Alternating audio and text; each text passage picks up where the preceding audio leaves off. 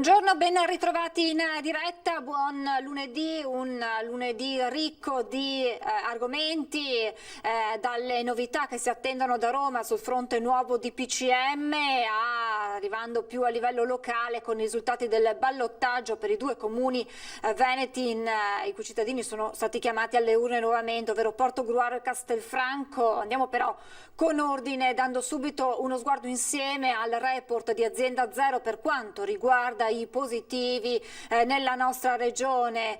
153 gli attualmente i positivi in più rispetto al bollettino del pomeriggio di ieri.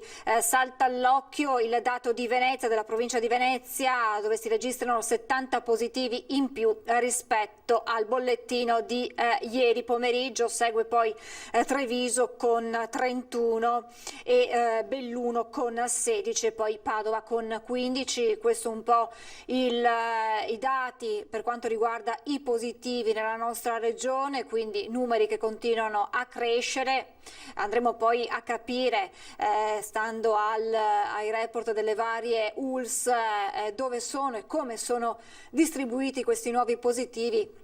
A pesare, lo sappiamo, sono soprattutto i dati che arrivano dalle scuole. Proprio in questo momento è in corso dall'ULS 2 una conferenza stampa, ULS 2 Marca Trevigiano, una conferenza stampa del direttore generale Francesco Benazzi, che sta facendo proprio il punto sulla situazione nelle scuole, in attesa che si possa intervenire già nei prossimi giorni come seconda ordinanza regionale con i tamponi rapidi, per lasciare poi spazio invece ai test rapidi mini invasivi, quelli che vanno a prelevare un campione semplicemente nelle fosse nasali, quindi creando meno disturbo possibile, pensati proprio per i più piccoli, e dovrebbero appunto entrare in azione a breve nelle scuole. Questo dovrebbe evitare un aumento delle classi in quarantena e anche degli accessi ai Covid point, ai sistemi in drive-in che siamo stati abituati a vedere.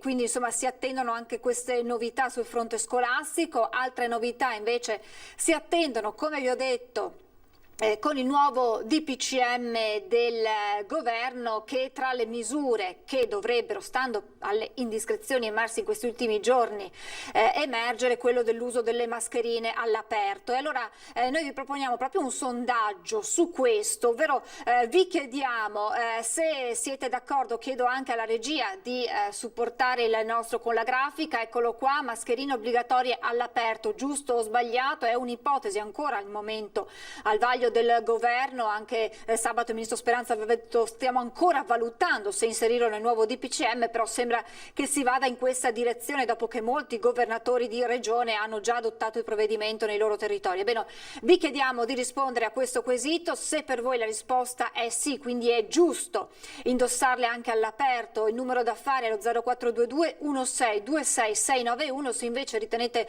sbagliato questo provvedimento, il numero da comporre è lo 0422 1626 690. La chiamata è gratuita ed è sufficiente fare uno squillo e automaticamente la vostra risposta verrà registrata.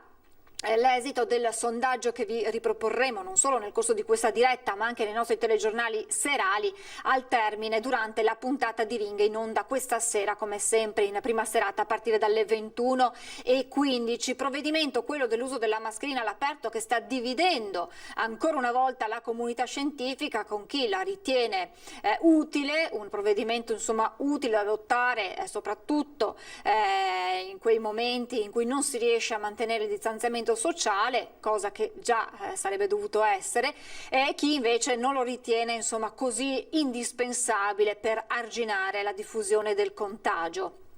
Ma oggi, proprio nel Consiglio dei Ministri convocato per oggi, verrà illustrato questo DPCM, se ne discuterà e poi domani il Ministro della Salute Roberto Speranza andrà ad illustrarlo in Parlamento. La pubblicazione in Gazzetta Ufficiale dovrebbe arrivare per mercoledì 7 ottobre, dunque la firma è attesa nei prossimi giorni, entro mercoledì, per poi avere la pubblicazione in Gazzetta Ufficiale. Come detto, non non solo l'obbligo dell'utilizzo della mascherina all'aperto, ma anche sono allo studio e probabilmente verranno inseriti nel nuovo provvedimento del governo altre misure che vanno ad interessare i locali, bar e ristoranti in primis, con una riduzione della capienza, ma anche con quello che viene ormai definito il coprifuoco, ovvero un'anticipazione dell'orario di chiusura alle 22 o sembra più probabile alle 23,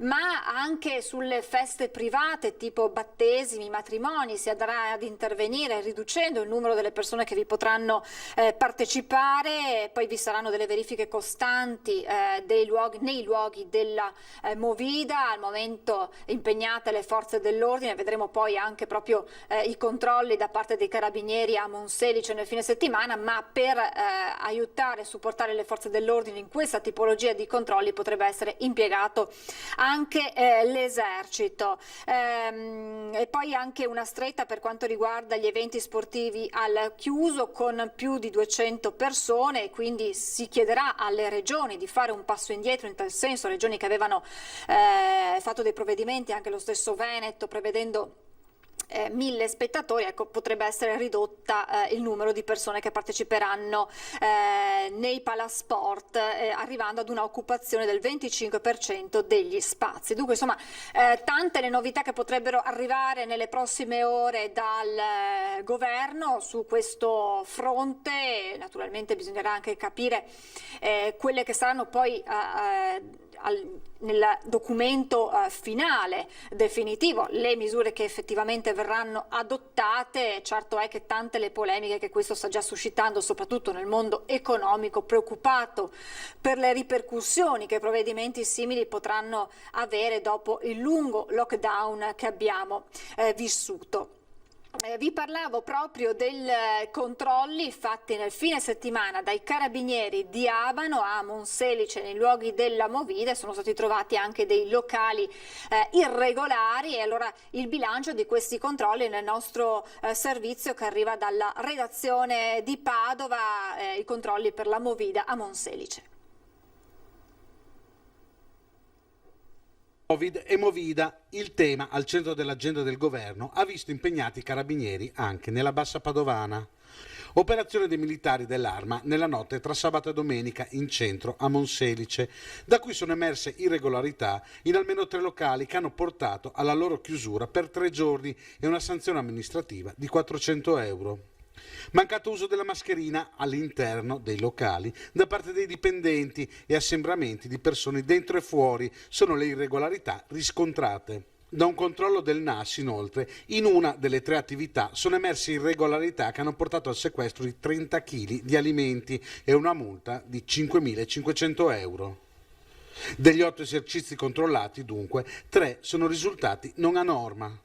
Nell'ambito del servizio sono state impegnate 10 pattuglie della compagnia di Abano Terme, 2 unità dei NAS di Padova, un'unità cinofila e personale del nucleo operativo e radiomobile, per un totale di 30 uomini.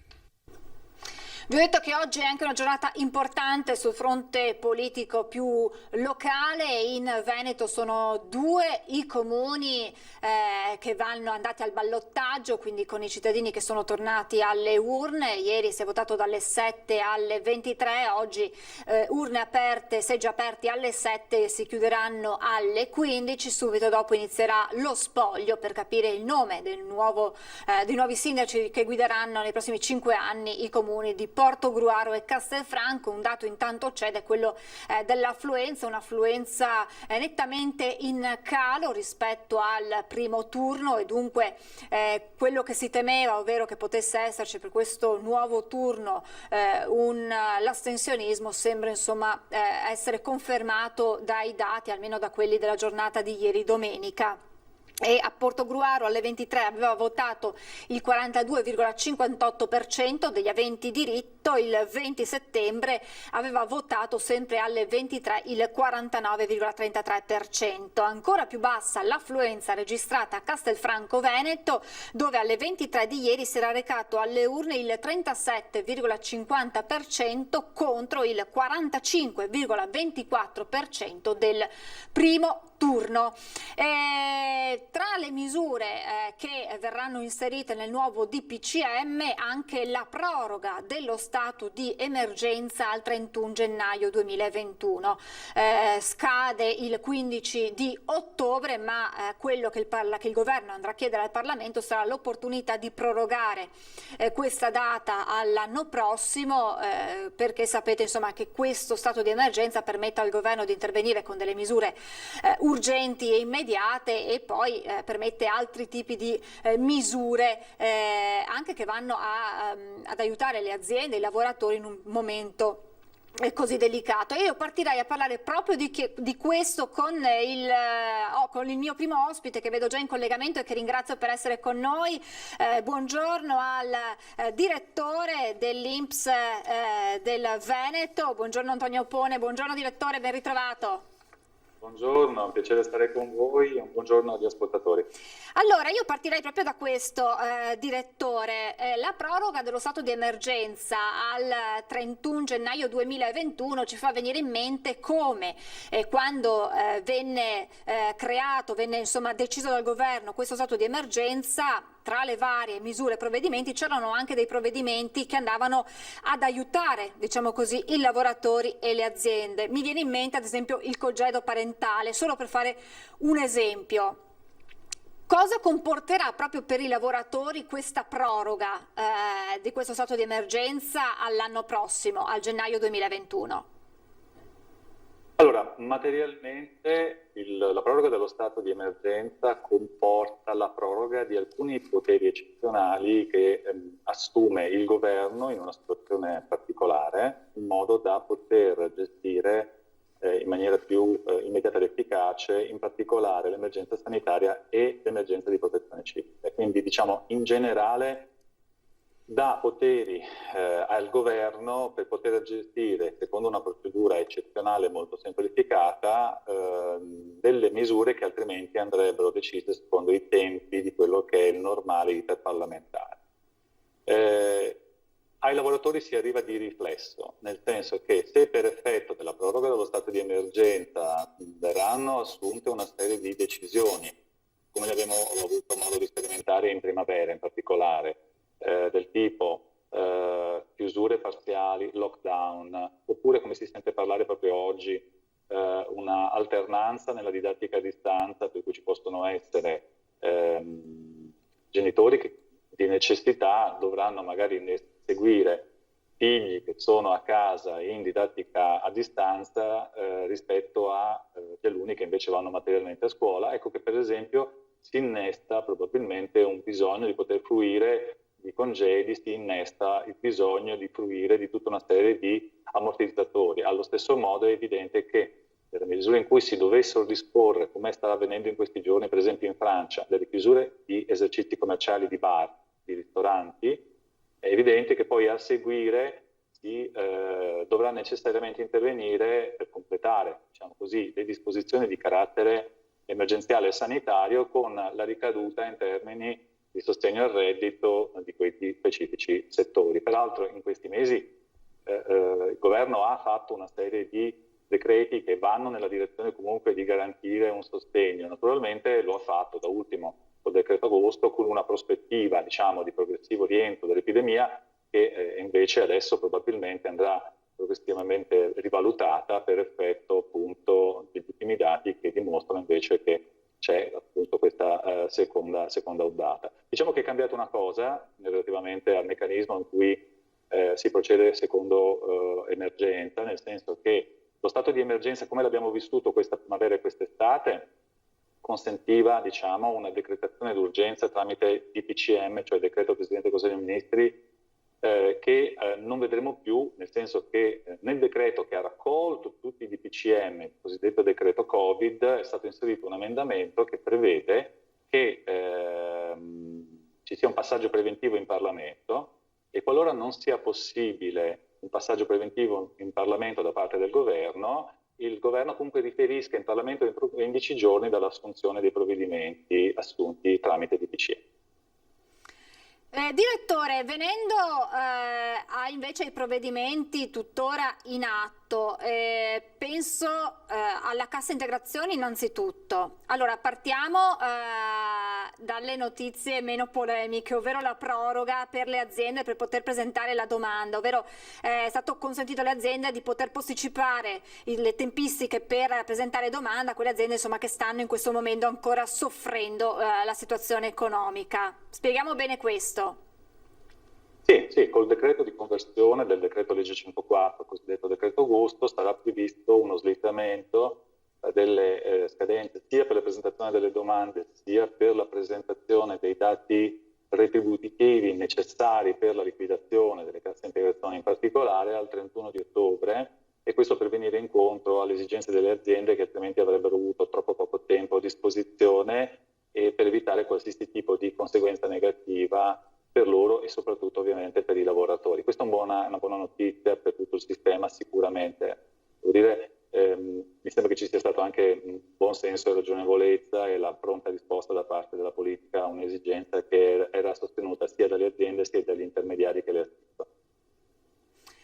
E veniamo invece poi alle notizie, alle polemiche che hanno accompagnato l'erogazione della cassa integrazione. Noi abbiamo ricevuto nelle settimane passate delle segnalazioni, insomma, diciamo appena era stato possibile erogare questo. Dalla Regione ma anche da lei stesso insomma, sono arrivate le rassicurazioni sulla puntualità o comunque su una tabella di marcia che era stata rispettata. Com'è la situazione attualmente?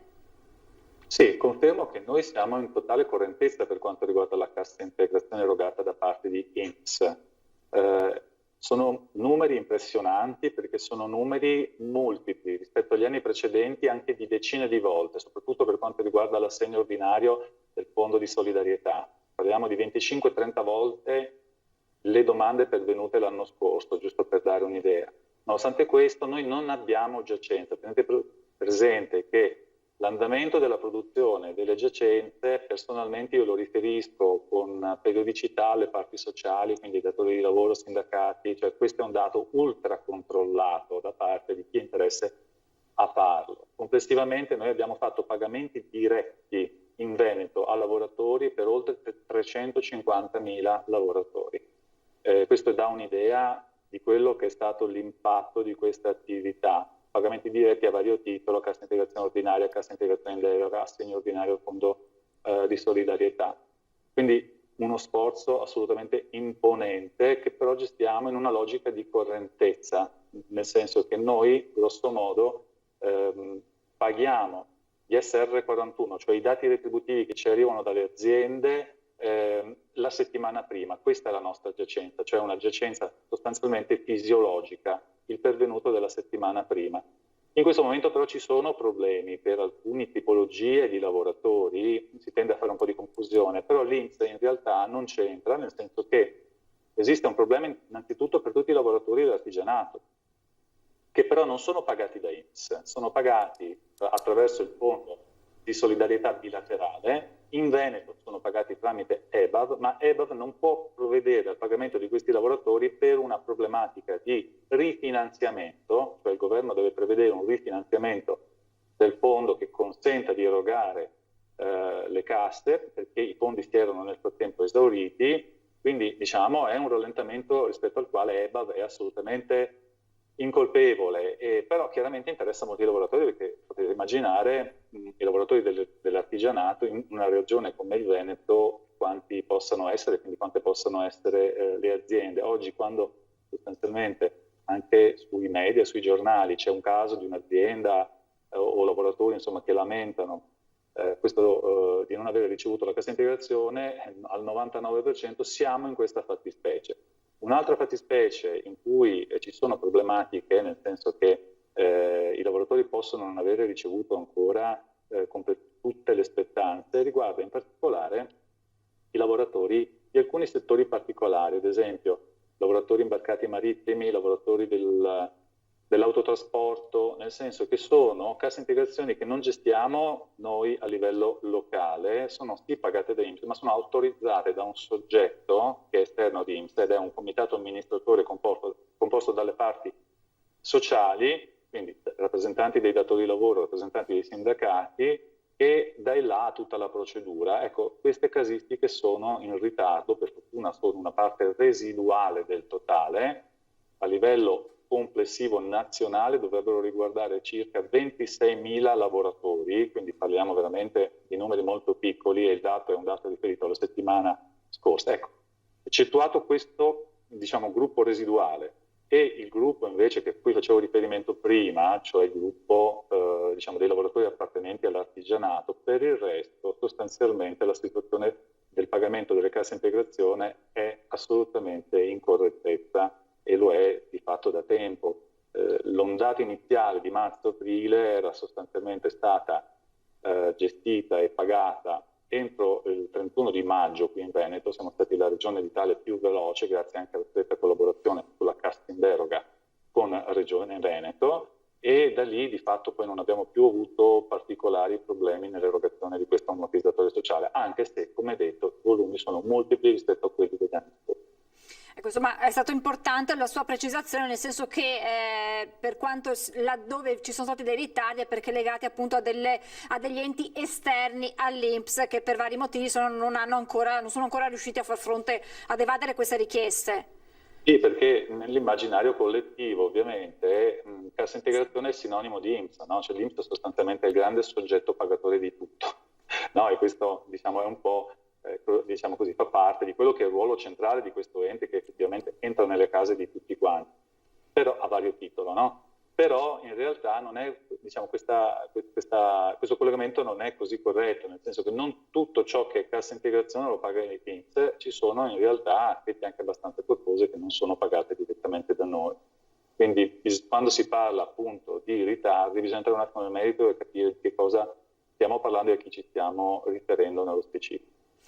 È impossibile fare previsioni, bisognerebbe avere la sfera di cristallo, ma non esiste ancora. I prossimi mesi come potrebbero essere, direttore, per questi ammortizzatori, se non si decidesse di prorogare anche in questo caso il blocco dei licenziamenti?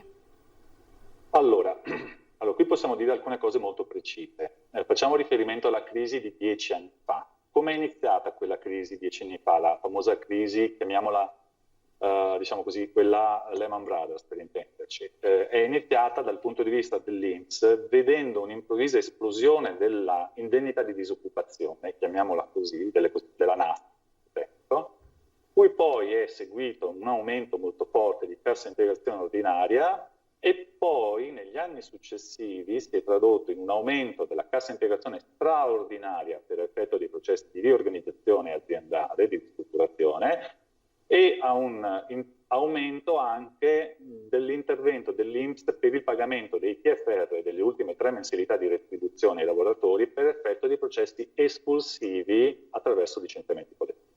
Okay? Questo è, diciamo così, la dinamica dell'utilizzo dei diversi ammortizzatori a seconda del ciclo di vita della crisi, diciamo così. In questo caso siamo in una situazione completamente diversa, perché qui c'è stato un lockdown e quindi una chiusura generalizzata che ha imposto la sospensione dell'attività aziendale praticamente alla generalità delle aziende, con un blocco dei licenziamenti. Quindi sotto il profilo dell'indennità di disoccupazione non abbiamo avuto ovviamente alcun incremento rispetto al trend normale, mentre abbiamo avuto un'impennata immediata della cassa integrazione, in particolare la cassa integrazione ordinaria, nelle sue poi varie forme, deroghe, eccetera, eccetera.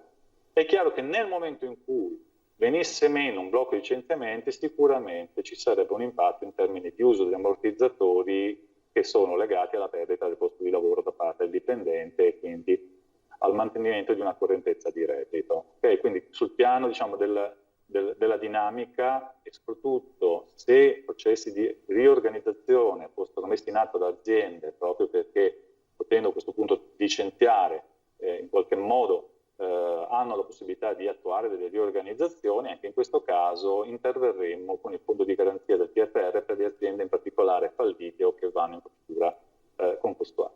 Quindi da questo punto di vista la dinamica sarebbe questa. Cosa avverrà sul piano economico? Diciamo, quello che si può dire è che sicuramente, mentre il manufatturiero sicuramente in questa fase ha avuto una ripartenza, lo vediamo anche dal pervenuto della cassa integrazione ordinaria, che è sicuramente in calo. La settimana scorsa noi abbiamo avuto complessivamente in Veneto un dato di 3.231 domande, che è un dato basso rispetto alle settimane precedenti.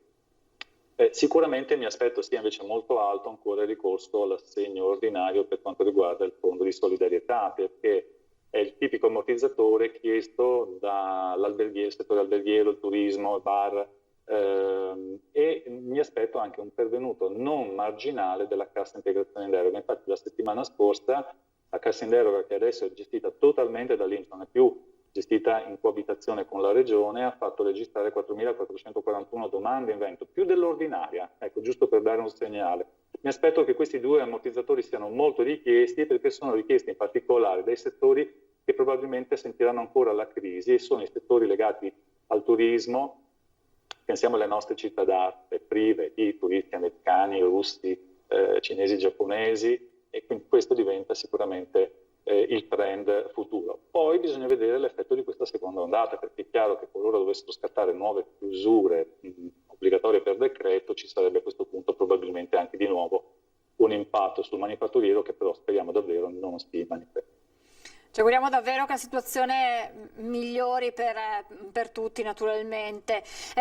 Direttore, dal 1° ottobre molti veneti sono stati interessati dal passaggio dal PIN INPS allo SPID. Cerchiamo di spiegare di che cosa si tratta, perché c'è molta confusione. Sì, questo devo dire vi va a merito, perché è sicuramente importante spiegarlo agli ascoltatori. Pensate che sicuramente in Veneto ci sono più di 2 milioni di possessori di PIN, e quindi si tratta di un passaggio che interessa molte persone che in questo momento ci stanno ascoltando. Allora, diciamo che sostanzialmente quando si dialoga telematicamente con la pubblica amministrazione, ogni pubblica amministrazione ha un suo PIN, okay? Così come quando dialoghiamo con un soggetto privato, fornitore di servizi, abbiamo un nostro PIN con quello specifico soggetto lì.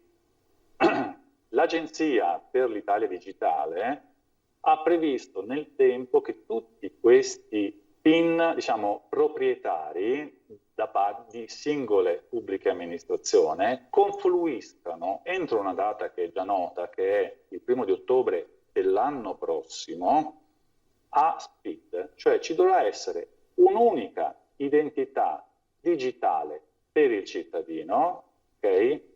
Alternativa ovviamente alla carta d'identità elettronica e alla carta nazionale dei servizi, che rimangono ovviamente in vigore, un'unica, diciamo, credenziale d'accesso digitale che identifica la singola persona, con la quale si possa accedere indifferenziatamente a tutti i servizi di tutte le pubbliche amministrazioni, e non solo, anche di soggetti privati accreditati. Quindi uno strumento che è senz'altro uno strumento di semplificazione molto forte, perché diversamente, qualora ad esempio realizzassimo un portale multiservizi della pubblica amministrazione, dove dentro è possibile trovare servizi dell'INPS, piuttosto che dell'INAIL, piuttosto che dell'Agenzia delle Entrate, piuttosto che dei comuni, una persona poi materialmente, per riuscire ad entrare nello specifico servizio ed operare, dovrebbe ogni volta accreditarsi col PIN di quella specifica amministrazione. Invece in questo modo, accreditato all'inizio, magari usando una semplice app, poi può accedere molto velocemente a tutti i servizi senza particolari problemi. Non solo, per le caratteristiche di SPID, è anche aperto alle pubbliche amministrazioni europee, quindi è un sistema di accredito digitale che ha il vantaggio di consentire di dialogare, di avere servizi anche da parte di pubbliche amministrazioni straniere. Dal 1° di ottobre quindi l'INPS non rilascerà più nuovi PIN, ovviamente rimarranno in uso tutti i PIN attualmente vigenti e saranno rinnovati se scadranno. Sappiamo però che il percorso di convergenza per legge già nel 2014 è stato poi fissato una data che è il 1° di ottobre dell'anno prossimo, e quindi ci sarà un momento in cui tutti dovremo transitare necessariamente a SPID. Esistono comunque delle eccezioni che continueranno a potersi valere del PIN INPS anche successivamente. Parliamo in particolare dei minori, parliamo in particolare dei soggetti che non hanno la capacità capacità di agire, quindi per esempio chi ha un tutore, un curatore, è soggetto a curatela, e le persone residenti italiane, residenti all'estero, ma prive di una carta d'identità rilasciata dallo Stato italiano. Direttore, uno chiarimento, probabilmente non ho ben capito io. Allora, chi chiederà un nuovo PIN non l'avrà, ma avrà direttamente lo SPID? È così? Allora, però lo SPID non lo rilascia ovviamente l'istituto, il rilascio dello SPID è consentito da parte di alcuni soggetti accreditati, c'è un elenco con almeno una dozzina di soggetti. Nel sito dell'INPS c'è un percorso di accompagnamento ai link di questi soggetti, quindi per esempio entrando nel link del sito dell'INPS si trova l'elenco dei soggetti accreditati che possono effettuare l'identificazione e il rilascio dello SPID. Okay. Ognuno può scegliere la modalità di identificazione che preferisce, nel senso che ci sono soggetti certificatori che rilasciano attraverso una identificazione fisica, cioè presentandosi materialmente ai loro sportelli, come faceva l'INPS, penso per esempio a Poste. Ci sono altri invece soggetti certificatori che fanno il riconoscimento anche da remoto in videochiamata, oppure per chi è già in possesso di firma digitale consentono il percorso di identificazione tramite firma digitale. Quindi diciamo, ciascuno trova il provider del servizio che fornisce, secondo le modalità, che gli sono più comode. E il semplice cittadino che aveva già il PIN perché aveva voluto vedere la propria posizione, che cosa deve fare concretamente? Allora, concretamente di fatto il PIN rimane in vigore, come detto sicuramente rimarrà in vigore almeno un anno, anche se diciamo, non è stato esplicitato, ma lo possiamo già dire perché sappiamo che la norma di legge prevede la convergenza al 1° di ottobre 2021 e non c'è nessun interesse ad affrettare i tempi, quindi innanzitutto nessun allarme. È importante dirlo adesso perché le persone sanno che se vogliono continuare a dialogare con la pubblica amministrazione dovranno necessariamente dotarsi di questo SPID e hanno 12 mesi di tempo. Materialmente, così come all'epoca diciamo, il semplice cittadino veniva all'INPS e si faceva dare un PIN attraverso un riconoscimento di persona, oppure lo faceva anche telefonicamente perché era all'epoca possibile farlo anche in questa modalità, lo potrà fare attraverso, dicevo, modalità fisiche, ad esempio presentandosi agli sportelli di poste e facendoselo rilasciare, oppure se è un cittadino che ha molta dimestichezza con quelli che sono gli strumenti diciamo, di interazione telematica, lo potrà fare anche attraverso modalità più sofisticate, ad esempio appunto una videochiamata piuttosto che l'uso della firma digitale. Ogni diciamo, fornitore del servizio lo consente l'identificazione attraverso diciamo, una pluralità di modalità anche molto semplificate. L'importante è che le persone abbiano una mail, un numero di cellulare che usano abitualmente, il tesserino fiscale, codice fiscale, un documento di identità qualsiasi tra carta d'identità, patente e passaporto.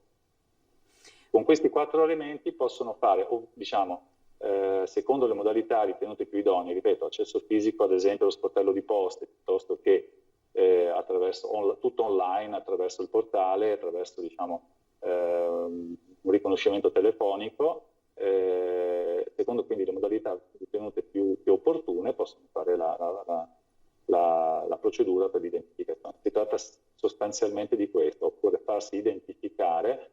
In particolare lo SPID è una modalità ancora più sofisticata rispetto al PIN-INPS di identificazione del soggetto, quindi un altro vantaggio è che consente l'erogazione di alcuni servizi che tramite INPS non erano disponibili, semplicemente perché non c'era lo stesso livello di certezza nell'identificazione del soggetto che fornisce il PIN. È stato chiarissimo, grazie davvero direttore, perché abbiamo dato delle informazioni credo molto importanti sotto vari punti di vista ai nostri telespettatori anche per questo passaggio importante. Grazie davvero ad Antonio Pone, direttore dell'INPS del Veneto, grazie e ci riaggiorneremo presto per vedere com'è la situazione. Grazie davvero, buon lavoro. Buon lavoro anche a voi. Grazie davvero direttore, adesso noi invece ci fermiamo per qualche istante di pubblicità, ma restate lì, a tra poco.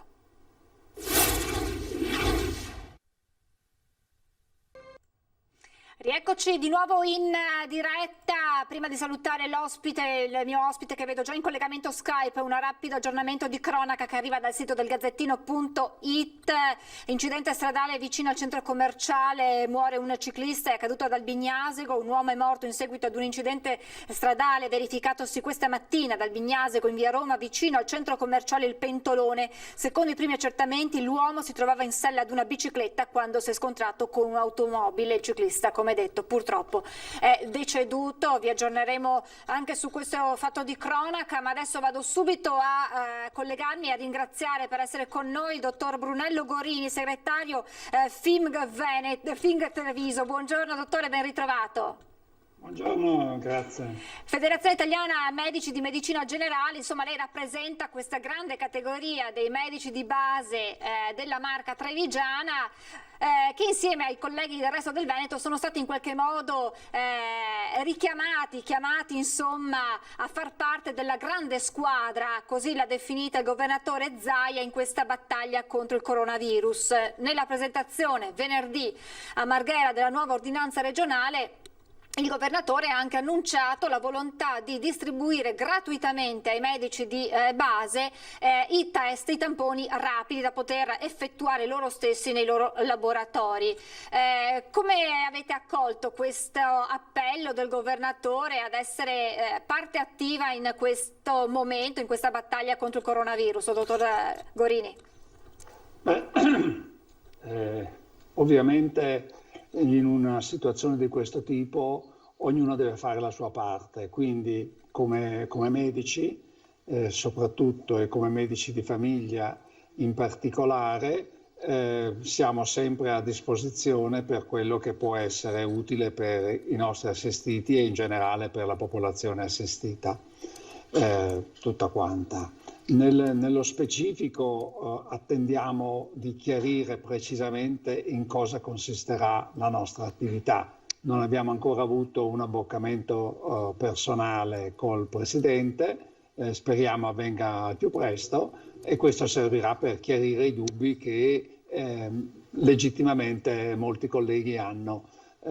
Quindi l'organizzazione ha bisogno di essere leggermente rodata per passare all'attività, però la categoria risponde alla chiamata. Esattamente quali dubbi / preoccupazioni avete in questa fase, dottore? È una fase in un momento particolare, cioè nel momento in cui sta ricominciando lentamente e neanche tanto le patologie da raffreddamento, e quindi bisogna organizzarci per vedere se queste cose vanno fatte all'interno dello studio o all'esterno dello studio, intendo come studio come orario ambulatoriale naturalmente, oppure dobbiamo dedicare a questo, come stiamo facendo in alcuni casi, per la vaccinazione antinfluenzale che viene svolta fuori dall'orario consueto dell'ambulatorio. Temete di avere che poi i cittadini prendano d'assalto ancora di più di quello, immagino già facciano i vostri centralini, i vostri laboratori, cioè come lei diceva è importante che venga pianificato in modo perfetto, dettagliato, per non ingolfare il sistema, immagino, questa sia la preoccupazione maggiore. Perfetto.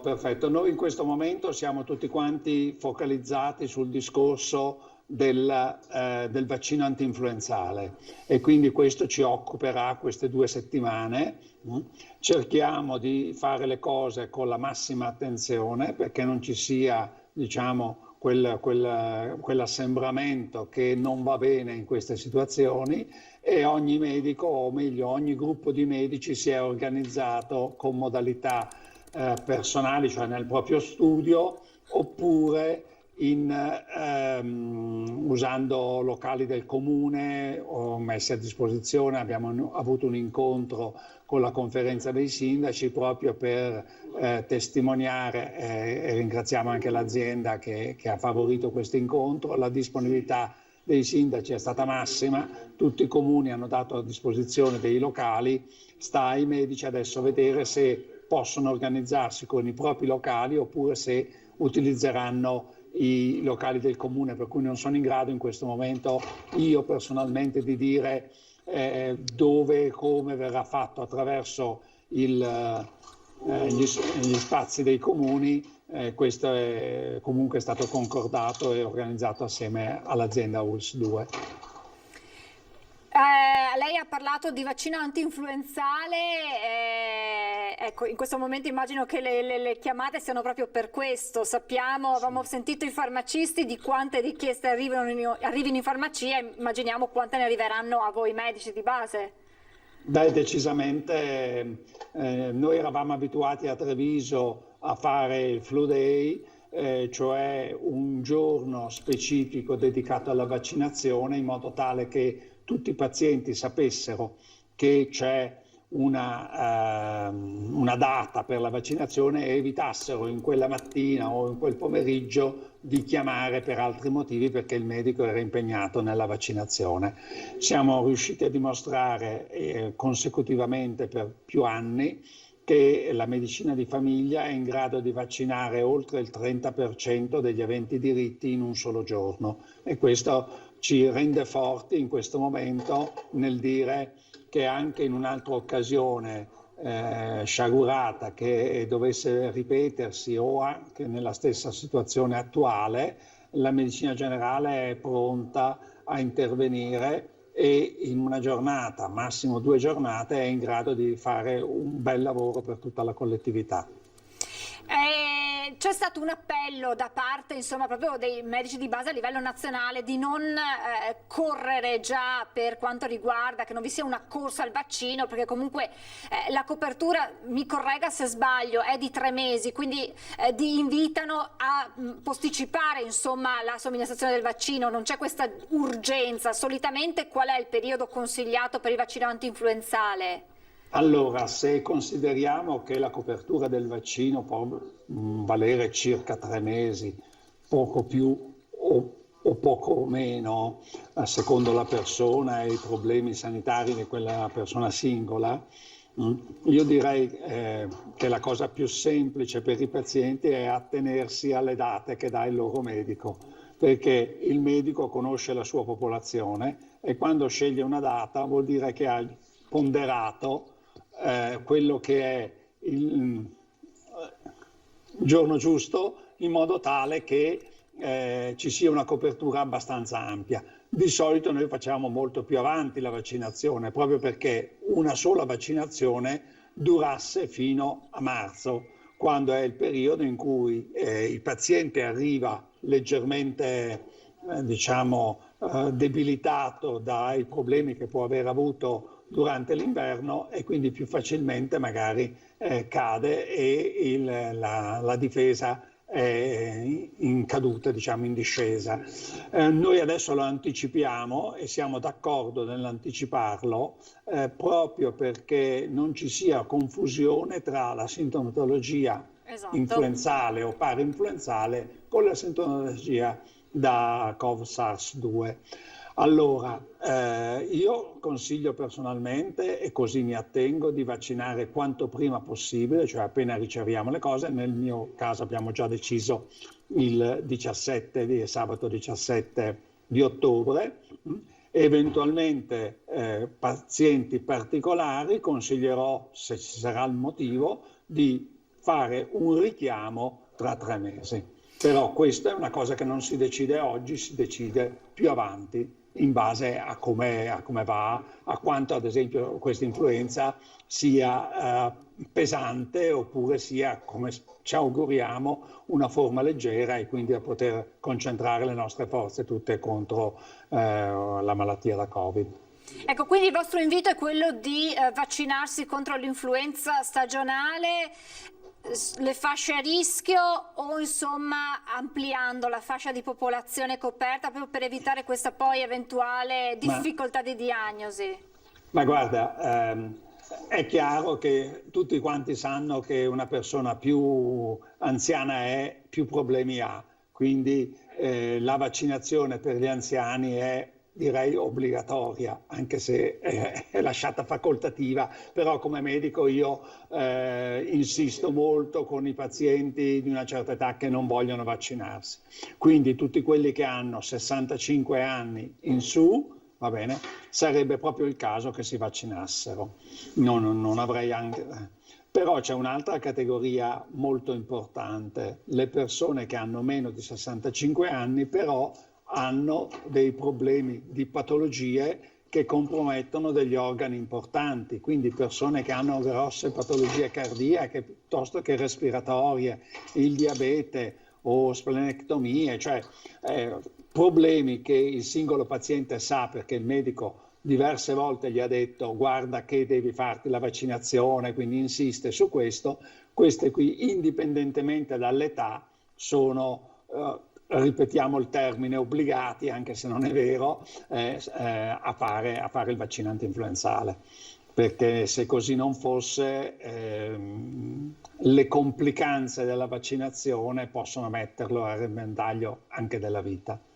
Abbiamo sentito la settimana scorsa come i vostri colleghi pediatri di base siano alle prese con decine e decine di telefonate al giorno di genitori con figli che accusano sintomi che potrebbero essere compatibili con il coronavirus e come si cerchi di destreggiarsi tra i vari provvedimenti che ci sono. Stessa cosa immagino anche per voi. E come viene gestito in questo caso il paziente che presenta sintomi in qualche modo che potrebbero essere collegati al SARS-2 ma che potrebbero però anche essere semplici riniti legati anche agli sbalzi di temperatura?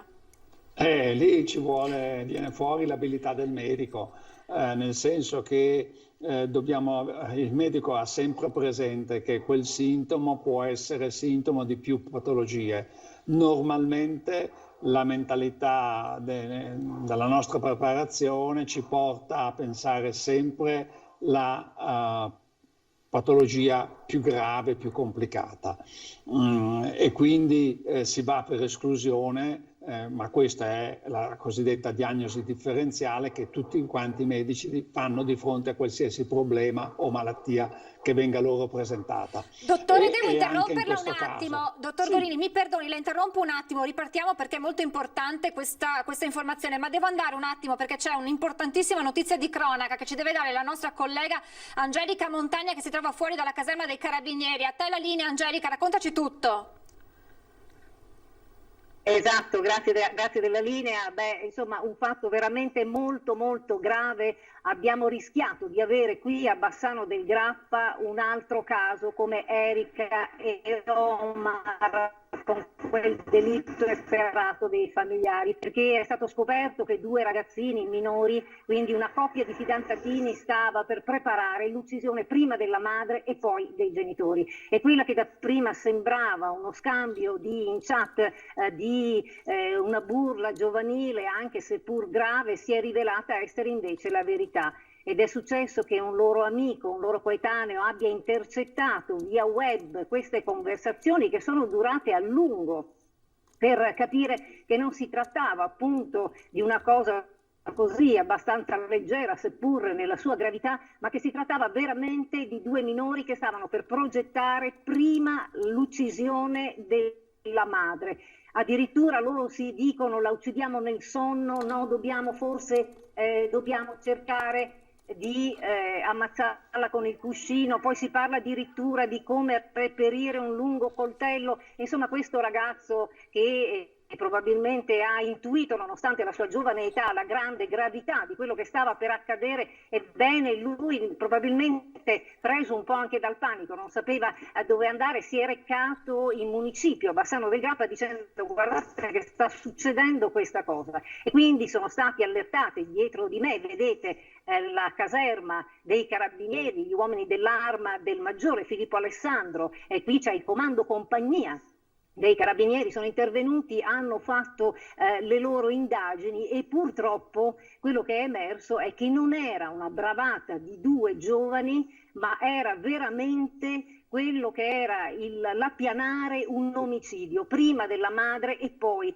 della restante famiglia. Quindi sono stati allertati subito naturalmente i genitori, che dapprima, lo possiamo immaginare, dapprima hanno cercato di minimizzare, di dire ma no, ma forse è una bravata, per quanto una bravata grave, perché una bravata non si parla mai di uccidere i genitori. Poi invece l'umore è cambiato quando si è capito che in realtà poteva succedere veramente come Novi Ligure. Ecco, in questo momento sono tutti super blindati, sono tutti, ci sono i servizi sociali, chi di dovere che sta seguendo anche questi ragazzi per cercare di capirne un po' di più da dove è partita questa idea, perché l'idea di proprio cercare nei minimi dettagli di studiare come far fuori una famiglia intera. Abbiamo sentito noi stamattina il maggiore Filippo Alessandro, appunto il comandante di compagnia, ci diceva in questo delicato momento però le indagini sono ferme un attimo, almeno a tutt'oggi, un'ora fa, per disposizione, per capire quelle che sono le disposizioni della procura dei minori. Quindi insomma Bassano è un po' in fermento, perché veramente abbiamo sfiorato un caso di una tragicità enorme, grazie a questo coetaneo, questo ragazzino che ha intuito, chat dopo chat, giorni dopo giorni, ha intuito che questo non era uno scambio così fra ragazzini, era in realtà l'appianare e il progettare nei minimi dettagli un omicidio efferato. Ecco, io direi che vi posso restituire la linea da Bassano del Grappa se non ci sono altre domande. Grazie davvero ad Angelica Montagna per questo aggiornamento importantissimo. Grazie davvero e buon lavoro, Angelica. Davvero una notizia agghiacciante, fortunatamente tutto si è concluso per il meglio, ma certo si capirà poi che cosa è successo e che cosa aveva portato a questa davvero difficile trovare anche le parole, progettazione davvero agghiacciante. Dottor Gorini, mi perdoni se l'ho fatta attendere, chiedo scusa, la cronaca purtroppo ci ha portato a questo aggiornamento necessario. Prego, stavamo parlando della gestione in questo momento di casi sospetti Covid. Prego. Sì, allora io sono dell'idea che il paziente con il medico di famiglia ha un tale rapporto che segnala tutto, e in questo momento sanno perfettamente anche tutti quanti ormai quali sono i sintomi ai quali bisogna porre attenzione. Quando un paziente telefona nel mio studio per prendere l'appuntamento, la stessa segretaria fa un triage ricordando qual è la sintomatologia e chiedendo appunto se ha già fatto tampone, se non l'ha fatto, se l'ha fatto qual era l'esito, ma anche e soprattutto quali sono i sintomi in quel momento, e ricorda anche che non può accedere allo studio se ha uno di quei sintomi. Comunque restano quelle persone che comunque, se hanno un problema, dico per dire banalissima la tosse, banalissima tra virgolette, comunque comporta una visita. Allora noi cerchiamo di tenere alla fine dello studio le persone più problematiche, anche per poter fare una sanificazione più approfondita, di modo che lo studio sia sanificato correttamente, e quindi teniamo sempre alla fine della giornata i casi più problematici, o quelli che dall'anamnesi che facciamo al momento ci indicano che ci potrebbe essere una positività. Per quanto riguarda i ragazzi, la cosa è un pochettino, diciamo, più complicata, perché i giovani reagiscono in un certo modo che non è sempre così sintomatico come nell'adulto, ma sappiamo questo e quindi poniamo maggiore attenzione. Li seguiamo con attenzione, questo è il nostro compito, l'abbiamo sempre fatto per tutte le malattie. Qui è un caso particolare, cioè una cosa nuova, e quindi dobbiamo porre ulteriore attenzione.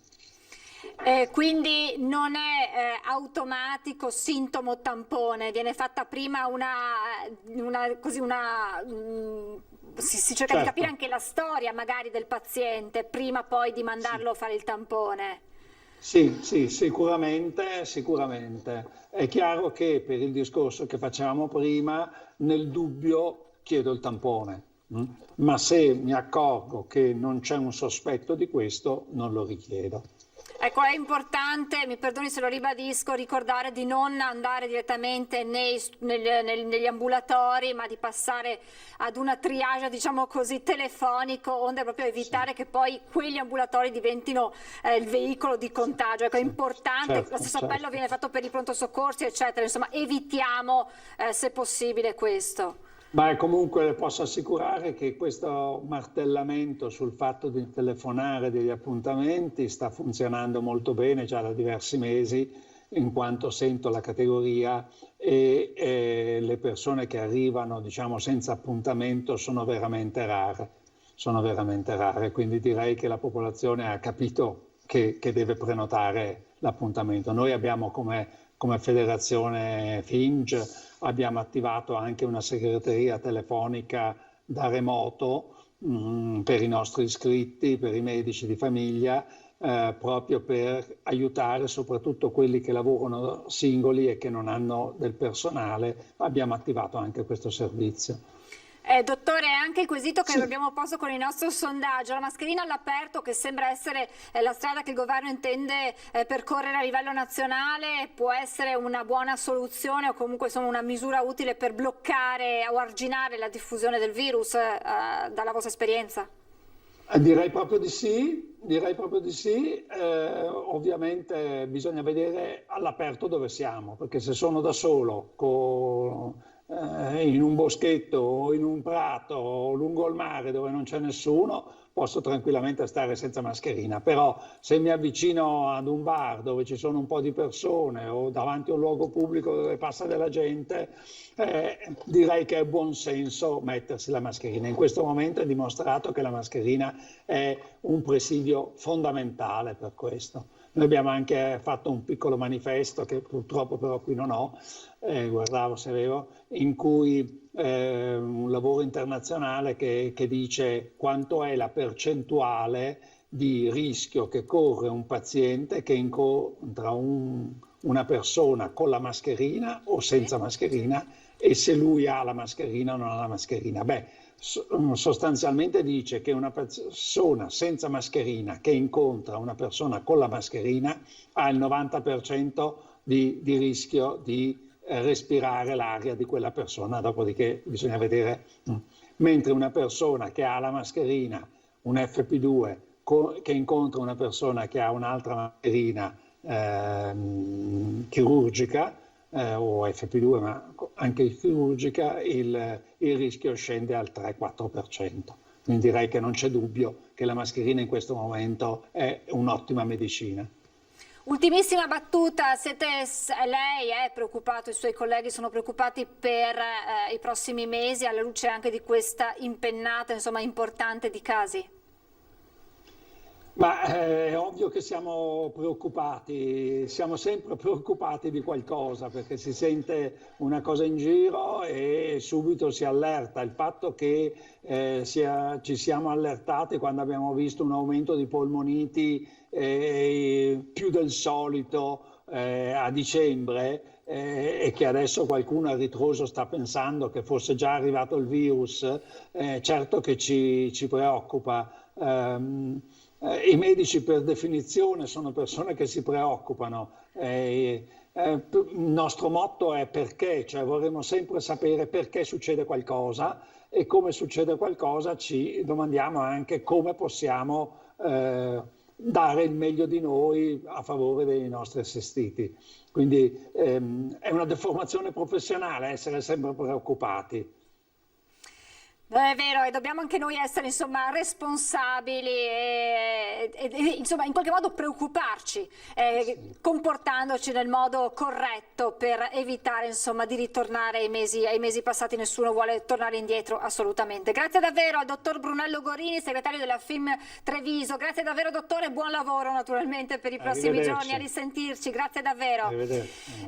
Prima di andare in pubblicità vi ricordo il nostro sondaggio, vi chiediamo l'obbligo della mascherina all'aperto giusto o sbagliato. Se la vostra risposta è sì, numero 0422 1626 691, se lo ritenete invece sbagliato la risposta è 0422 1626 690. Telefonata è gratuita, è sufficiente fare uno squillo per registrare la telefonata. Invece vi diciamo che domani alle 11:30 il sindaco di Venezia Luigi Brugnaro presenterà la nuova giunta che guiderà insieme a lui la città per i prossimi anni. Adesso ci fermiamo per qualche istante di pubblicità, tra poco. Rieccoci in diretta, vado subito a collegarmi con Adriano Bordignona, direttore del Centro della Famiglia di Treviso. Buongiorno direttore, ben ritrovato. Buongiorno a lei e buongiorno a tutti gli ascoltatori. Allora, direttore, noi ci eravamo visti sempre a distanza durante il lockdown per capire un po' come i genitori stavano gestendo tecnicamente, materialmente, ma anche psicologicamente quei mesi difficili con i figli. Fortunatamente quei mesi ce li siamo lasciati alle spalle. Certo è che la ripresa non è stata facile, perché magari qualcuno ha avuto dei problemi dal punto di vista lavorativo, perché insomma anche la gestione in questo momento dei figli può diventare complicata. Pensiamo ad esempio nei casi in cui i figli si trovino a dover stare in quarantena perché magari nella loro classe è stato trovato un caso positivo. Quali sono le preoccupazioni che state registrando in questa cosiddetta fase 3 all'interno dei nuclei familiari? Beh, questa è una fase assai particolare che viene a seguito di un lungo periodo di incertezza, ma che ci fa come famiglie vivere ancora un sentimento di insicurezza nel futuro e nel presente.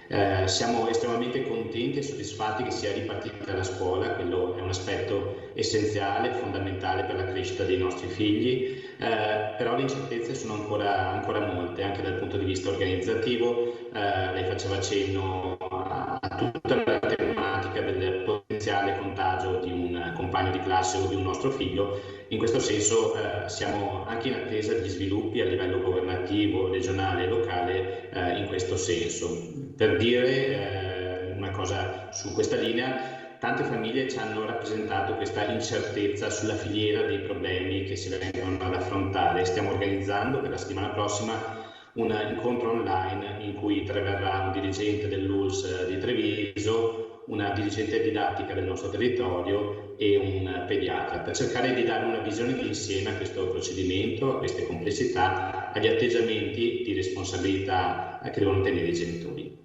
Cosa significa? Mi ha sorpreso il termine che ha usato, filiera dei problemi, cioè?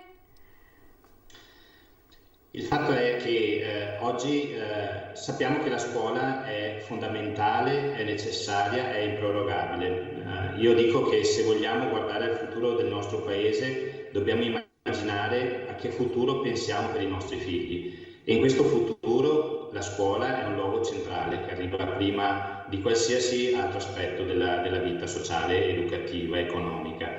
È indubbio però che è stato fatto un enorme lavoro da parte dei nostri dirigenti, dei nostri insegnanti, a cui peraltro va tutta quanta la stima dei genitori. Oggi ricordo che è la giornata dell'insegnante e quindi è vero, il corpo degli insegnanti è grande, è vasto, ci sono delle eccellenze e dei limiti, però il lavoro è stato fatto in modo grande e impegnativo. Certo è che quando nasce un problema in questo contesto di emergenza e di complessità, i genitori hanno bisogno di risposte chiare per non preoccuparsi, per compartecipare in modo responsabile al bene comune e quindi che la scuola continui nel migliore dei modi. E in questo senso non sempre le informazioni sono chiare e sono allineate, quindi è importante che un genitore sappia cosa succede bene all'interno della scuola, cosa succede un attimo dopo in cui viene individuato un caso di Covid o di sospetto Covid all'interno del gruppo classe e poi appunto sia chiaro il passaggio con i pediatri e col servizio sanitario locale. Dare questa opportunità ulteriore di raccontare questa filiera a fronte di un problema emergente penso sia una grande risorsa per i genitori ma anche degli altri soggetti coinvolti, quindi la scuola e il mondo della sanità. La interrompo un attimo perché lei ha proprio accennato alla gestione nel caso vi sia un caso positivo, scusate il gioco di parole, all'interno di un istituto scolastico. Ebbene, come riporta Treviso Today, ma ne parleremo anche noi ampiamente nei nostri telegiornali perché si è conclusa da poco la conferenza stampa del direttore generale dell'USL 2 Francesco Benazzi, studente del Ciorletti positivo al Covid, tamponi rapidi in classe per i compagni. Lunedì 5 ottobre la classe seconda B dell'istituto di Conegliano è stata la prima, scrive così Treviso Today, in provincia di Treviso ad essere sottoposta ai test rapidi presentati venerdì scorso da Zaia. Dunque l'ULS 2 lo aveva detto e lo ha dimostrato, è già pronta e lo ha fatto ad intervenire in classe con i test rapidi negli studenti in caso, come in questo caso, di un positivo, evitando quindi ai genitori la trafila, direttore, e che anche questo porta via poi richiede magari bisogna chiedere un permesso al lavoro, porta via del tempo, per carità lo si fa, ci mancherebbe, però così si velocizza e può essere anche un sollievo per i genitori che sanno tempo zero se il figlio è positivo o meno, e quindi anche una tranquillità a 360 gradi, fondamentale questo per gestire la situazione a scuola.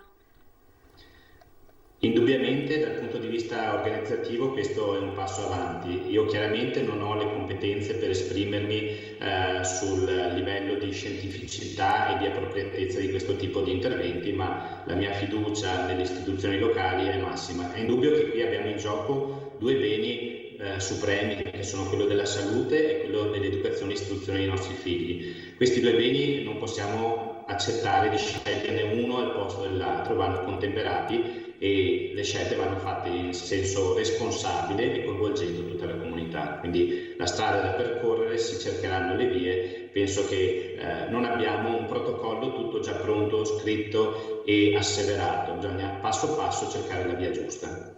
Quanto le preoccupazioni legate vuoi alla situazione economica, vuoi legate anche alla situazione sanitaria, perché insomma abbiamo visto come il Covid certo colpisca soprattutto certi pazienti, ma poi alle volte non guardi in faccia nessuno e anche la persona più sana di questo mondo può davvero riportare delle conseguenze gravi. Quanto tutta questa situazione pesa dal punto di vista psicologico nella gestione familiare, ma anche nel rapporto con i figli, con i quali il genitore cerca sempre di essere sorridente, ottimista, di non far mai pesare sul figlio la propria preoccupazione? Questa è un'osservazione molto importante per noi. Qui presso la nostra struttura siamo un luogo, uno spazio particolare che mette assieme un consultorio familiare sociosanitario, l'unico in Regione Veneto, ma anche una fondazione che si occupa di famiglia a tutto tondo. Quindi ci occupiamo di ricerca, di formazione, di supporto, di anche cura delle crisi, ma anche di rappresentanza politica. Quello che noi reputiamo importante è che in questo momento le famiglie colgano questa occasione di crisi per trasformare questo che è un problema in una grande occasione di corresponsabilità e di partecipazione, e saper mettere assieme, per esempio sul caso specifico delle difficoltà e dei nuovi bisogni psicorelazionali delle famiglie, una possibilità di dare risposte appropriate e tempestive è importante. In questo senso penso che oltre ad agire sui termini emergenziali e di urgenza, magari dopo parleremo anche della nuova iniziativa con il Comune di Treviso riguardante lo psicologo nei quartieri, abbiamo messo in piedi per questo ottobre il mese del bambino, una serie di 5 iniziative, serate formative online, gratuite, ma anche a quali si può partecipare in presenza, in cui vengono affrontate delle tematiche educative per offrire strumenti ai genitori per far fronte a questo nuovo panorama. Sicuramente i problemi ci sono, i bambini sono le nostre risorse, il nostro presente e il nostro futuro, ma dare capacità e competenze ai genitori all'interno del contesto educativo che coinvolge anche scuola, il mondo sportivo e parrocchie è la chiave di volta per fare di questa crisi una grande risorsa. Voi avete presentato, voi insieme ad altre associazioni, insieme al Comune di Treviso, qualche giorno fa lo psicologo di quartiere, proprio per far capire quanto l'aspetto psicologico sia importante e pesi in questa fase. È una figura che in qualche modo girerà proprio nei quartieri della città di Treviso, incontrerà i cittadini per i vari aspetti che riguardano questa fase, dal punto di vista lavorativo, economico quindi, ma anche le preoccupazioni in generale che ci stanno accompagnando in questa fase intermedia in cui non ci sentiamo del tutto fuori dall'emergenza, ma nella quale si cerca però di rialzarsi e di ripartire. Quale sarà il ruolo? E innanzitutto ha già iniziato la sua attività questo psicologo? Sì, questo è un progetto assolutamente innovativo che noi stiamo attivando, ma che sarà anche oggetto di studio da parte nostra e da parte dell'Ordine degli Psicologi del Veneto. È innanzitutto una grande esperienza di alleanza. Una cosa abbiamo imparato da questa crisi, che dai problemi non se ne esce da soli, né come persone, come individui, né come piccole organizzazioni. Servono nuove alleanze. Allora in questo senso questa alleanza costituita sotto l'accompagnamento alla guida del Comune di Treviso coinvolge noi, coinvolge l'Ordine degli Psicologi, coinvolge inoltre, che è un'organizzazione della Regione Veneto, e poi anche il consultorio UCIPEM. E la questione è questa: l'epoca è stata complessa, tanti di noi hanno sofferto, faticato, e molto spesso nella nostra indole sta il fatto anche di mettere da parte queste ferite, queste fatiche, perché altri hanno sofferto di più, hanno faticato di più, ma queste difficoltà ci sono state. L'idea è di evitare che diventino croniche, diventino ferite che poi lasciano delle cicatrici profonde, e quindi farsi prossimi alla cittadinanza, andargli incontro fisicamente, cioè spostandoci in posti più raggiungibili nei quartieri, ma anche dare una rappresentanza che il bisogno e la fragilità non sono oggetto di stigma. Ognuno di noi può avere in una fase di vita una necessità, una possibilità di incontrare un professionista qualificato per avere una consulenza da 1 a 3 incontri. Ecco perché abbiamo selezionato 5 professionisti qualificati che sono supervisionati e verificati dalla nostra struttura, che nei diversi territori della città, Treviso Centro, Sud, Nord, Est e Ovest, possono incontrare le persone. Si va dai genitori alle persone normali, lavoratori che hanno preoccupazioni per il loro livello economico, per il loro futuro, alle tematiche, questioni riguardo l'educazione, ma anche i gruppi anziani. Insomma, tutte le persone che rappresentano un bisogno possono accedere con molta facilità e gratuità a questo primo servizio, perché sappiamo che la prevenzione e raccogliere i bisogni all'inizio ci aiuta a dare risposte più appropriate, ma anche economicamente più sostenibili per il nostro sistema sociosanitario.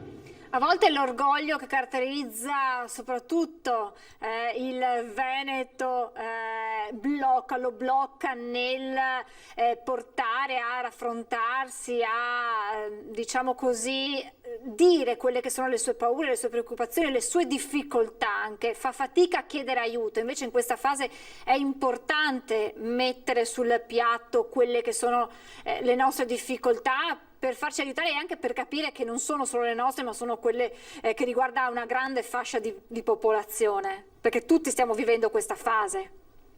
Certo, saper riconoscere che si ha una difficoltà e saper riconoscere che questa difficoltà non necessariamente è drammatica e può essere condivisa è un passaggio importante. Ci sono numerosi spazi nel nostro territorio, siamo fortunati, la nostra provincia di Treviso è un territorio in cui c'è anche una partecipazione di strutture qualificate che compartecipano e sono corresponsabili assieme ai comuni e all'USL del benessere della popolazione. È un capitale enorme, un capitale sociale che va riconosciuto. In questo senso allora dobbiamo fare lo sforzo di uscire da questo timore.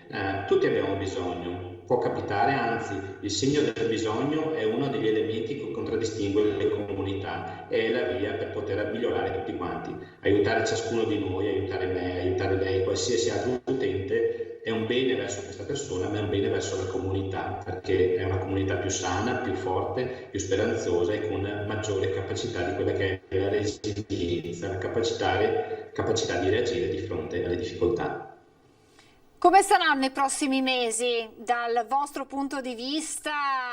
Non parlo dal punto di vista economico, che sappiamo saranno mesi di incertezza, ma proprio nella vita di tutti i giorni. Adesso si parla di nuove restrizioni, di nuove misure che potrebbero essere adottate. Temete che questo possa provocare una recrudescenza della crisi vissuta nei mesi scorsi, anche un peso, e lo ritorno a dire dal punto di vista psicologico, per le famiglie? È indubbio che dalla esperienza passata, da febbraio in poi, abbiamo imparato tante cose. Dobbiamo cercare di non avere la memoria corta e di far tesoro di quello che abbiamo imparato. Dal punto di vista sanitario, indubbiamente abbiamo tante risorse in più, dal punto di vista economico ci aspettiamo, come diceva lei, delle complessità molto rilevanti. Le famiglie di fronte a questo cosa possono fare? Possono lavorare di sistema, possono riconoscere che hanno un ruolo sociale per loro stesse e per la comunità. Abbiamo degli strumenti importanti, abbiamo una legge regionale che è stata approvata in chiusura di legislatura e che adesso aspetta di essere esplosa in tutte le sue potenzialità. Abbiamo amministratori locali che hanno dimostrato grande attenzione a livello di politiche familiari, quindi riconoscere alle famiglie il loro ruolo. Ecco, adesso spetta alle famiglie assumersi questa responsabilità. Dentro la scuola, per esempio, essere dei protagonisti per il bene della comunità, essere dei soggetti capaci di proporre vie nuove. All'interno del mondo del lavoro sarà necessaria anche una solidarietà tra le famiglie e tra i lavoratori. Questa è un'esperienza che viviamo. A livello di consumi possiamo cercare di fare delle scelte condivise per risparmiare, per ottimizzare le nostre scelte. Insomma, le famiglie hanno una grande opportunità, che è quella legata alla speranza che il loro protagonismo all'interno della comunità possa essere una risorsa generativa. Una responsabilità grande, ma che va colta e che va portata avanti assolutamente. L'ultimissima domanda: il vostro centro della famiglia è stato preso come esempio da Roma, una bella soddisfazione per il vostro lavoro? Sì, io direi che è un plauso che va fatto a tutte le famiglie che con noi hanno collaborato, ma anche appunto agli amministratori locali e all'azienda sociosanitaria. È capitato in questo ultimo periodo di avere dei grandi riscontri positivi. Il ministro per la famiglia è passato in provincia di Treviso e è venuto a conoscere la nostra struttura, è l'unico passaggio che ha fatto. Ma lo stesso nunzio apostolico, quindi l'ambasciatore del Papa in Italia, ha chiesto che potessimo essere convocati a Roma per un incontro e scoprire cosa facciamo e per fare alcune proposte a sostegno delle famiglie. Ma ieri stesso siamo stati invitati alla prima assemblea della rete Beni Comuni per proporre il nostro modello, che è un modello di welfare societario e generativo, in cui le famiglie non sono l'ultima ruota del welfare, ma sono una dimensione strutturale per il bene della comunità. Siamo contenti, ma l'applauso va dato a questa comunità nella quale collaboriamo. Quando andrete a Roma? A Roma siamo dall'Annunzio, siamo già stati e adesso dobbiamo rientrare quando faremo delle valutazioni sul progetto che ci è stato proposto, quindi vi terremo aggiornati perché potrebbe essere una cosa innovativa per l'Italia e molto importante per la nostra comunità. Incontrerete Papa Francesco anche? Speriamo, ci organizzeremo. È uno dei grandi auspici. Noi abbiamo anche ieri visto con grande attenzione l'uscita di questa nuova enciclica sulla fraternità e sull'amicizia sociale. Penso che al di là del fatto che sia un documento preparato dal Papa, sia una via maestra da percorrere per la ricomposizione della nostra comunità italiana in un'ottica sempre più generativa e per il bene delle persone.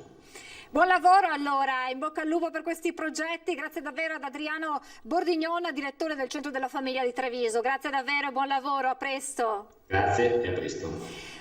Prima di fermarci per un'altra pausa pubblicitaria vi ricordo il nostro sondaggio, vi chiediamo, lo sapete che in discussione al governo c'è la possibilità di estendere, di reintrodurre per meglio dire l'obbligo dell'utilizzo della mascherina all'esterno a livello nazionale, potrebbe essere un provvedimento inserito nel nuovo DPCM che sarà inserito in Gazzetta Ufficiale mercoledì. Allora vi chiediamo proprio questo, utilizzo della mascherina all'aperto, giusto o sbagliato? Se la vostra risposta è sì, numero da comporre è lo 0422 1626 691, se invece la risposta è no, il numero da fare è lo 0422 1626 690. Vi ricordo, la telefonata è gratuita, è sufficiente fare uno squillo perché la vostra risposta venga automaticamente registrata all'esito del sondaggio questa sera all'interno di Ring, in diretta su Antenna 3 a partire dalle 21:15. Poi vi ricordo la notizia che ci ha dato la collega Angelica Montagna linea da Bassano al termine della conferenza stampa dei Carabinieri di Bassano,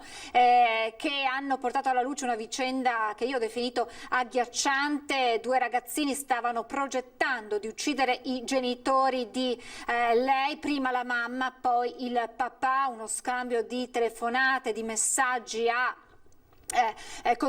portato il ragazzino, l'amico di questa giovane, a rivolgersi prima al comune, dicendo quello che stavano progettando. Il ragazzino si è quindi allarmato di fronte a quello che inizialmente poteva sembrare così una goliardata, un gioco, invece era davvero qualcosa che poteva diventare una realtà atroce.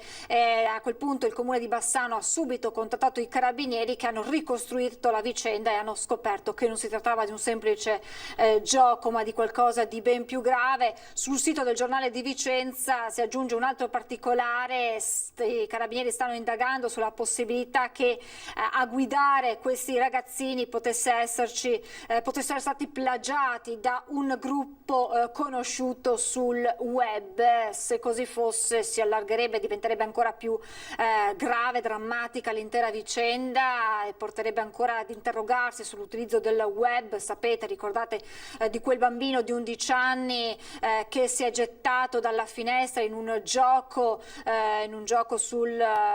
virtuale che lo portava appunto a sconfiggere questo personaggio, questi mostri che lo avrebbero spinto proprio a gettarsi dalla finestra. Se così fosse, bisognerebbe davvero interrogarsi sull'utilizzo di questi mezzi tra i più giovani, ma aprirebbe tantissimi altri interrogativi. Adesso noi ci fermiamo, qualche istante di pubblicità e poi torniamo per tante altre notizie. Restate con noi, a tra poco.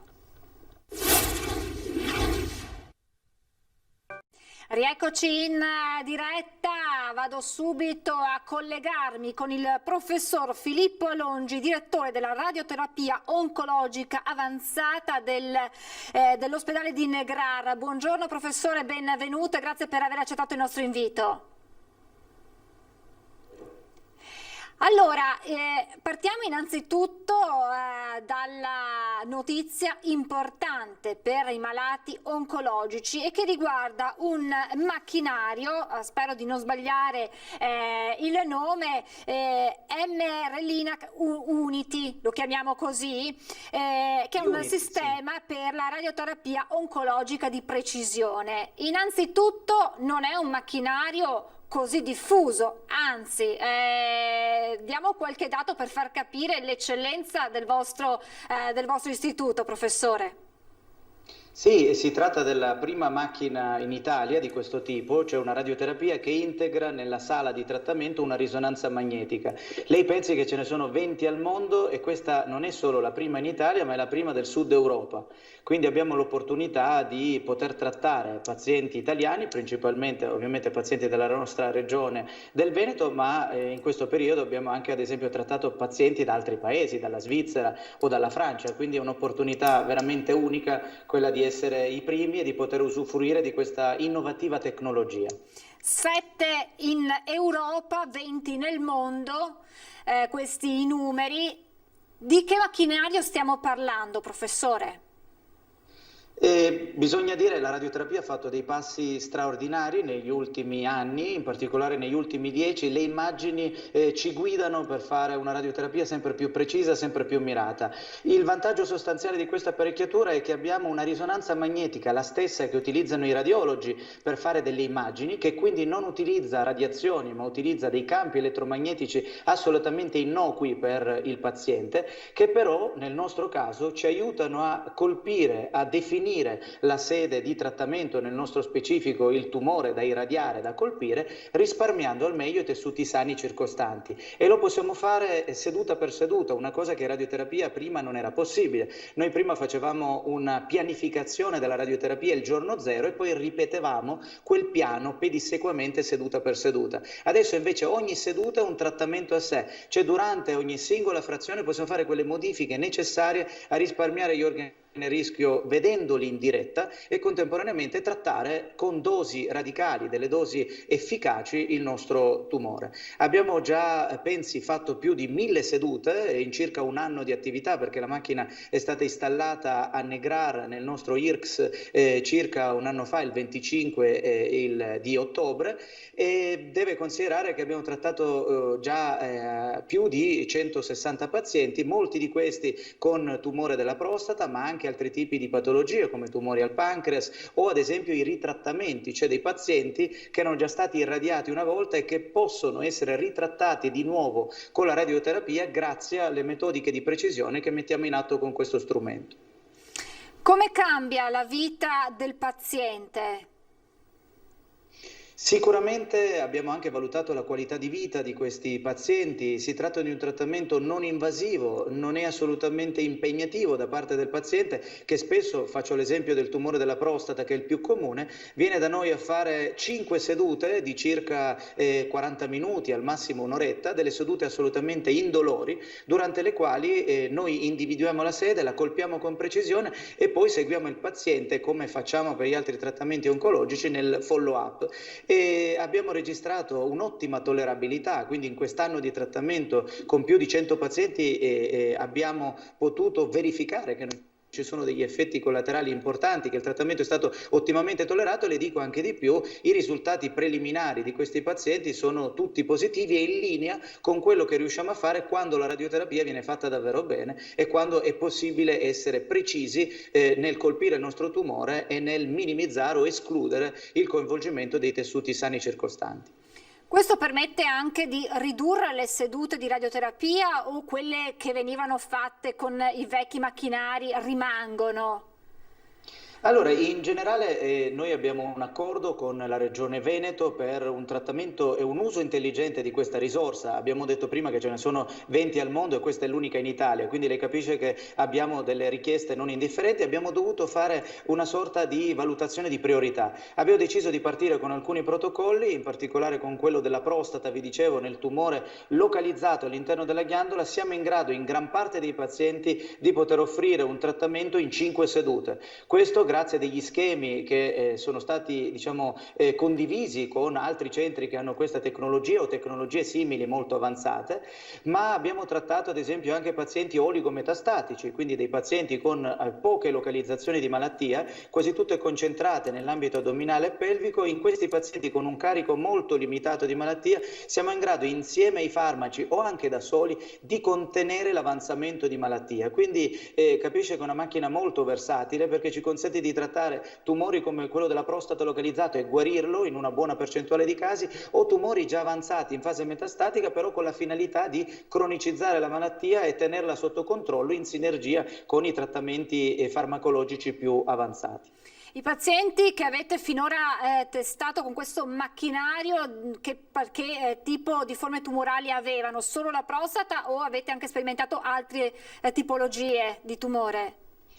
Abbiamo trattato pazienti con tumore ad esempio pancreatico inoperabile, tumori con localizzazioni epatiche. Stiamo avviando dei protocolli più approfonditi per pazienti con localizzazioni addominali e devo dire che abbiamo anche trattato diverse localizzazioni metastatiche nell'ambito dell'addome, ma anche alcune nel torace e anche alcuni tumori primitivi cerebrali, soprattutto nei pazienti, come vi dicevo, che sono stati già sottoposti ad una prima radioterapia. In passato riproporre la radioterapia sarebbe stato complicato. Con queste nuove metodiche di precisione possiamo, in casi selezionati, anche ritrattare, quindi irradiare 2 volte la stessa zona, e questo apre delle frontiere e delle possibilità terapeutiche che sicuramente prima erano molto più limitate.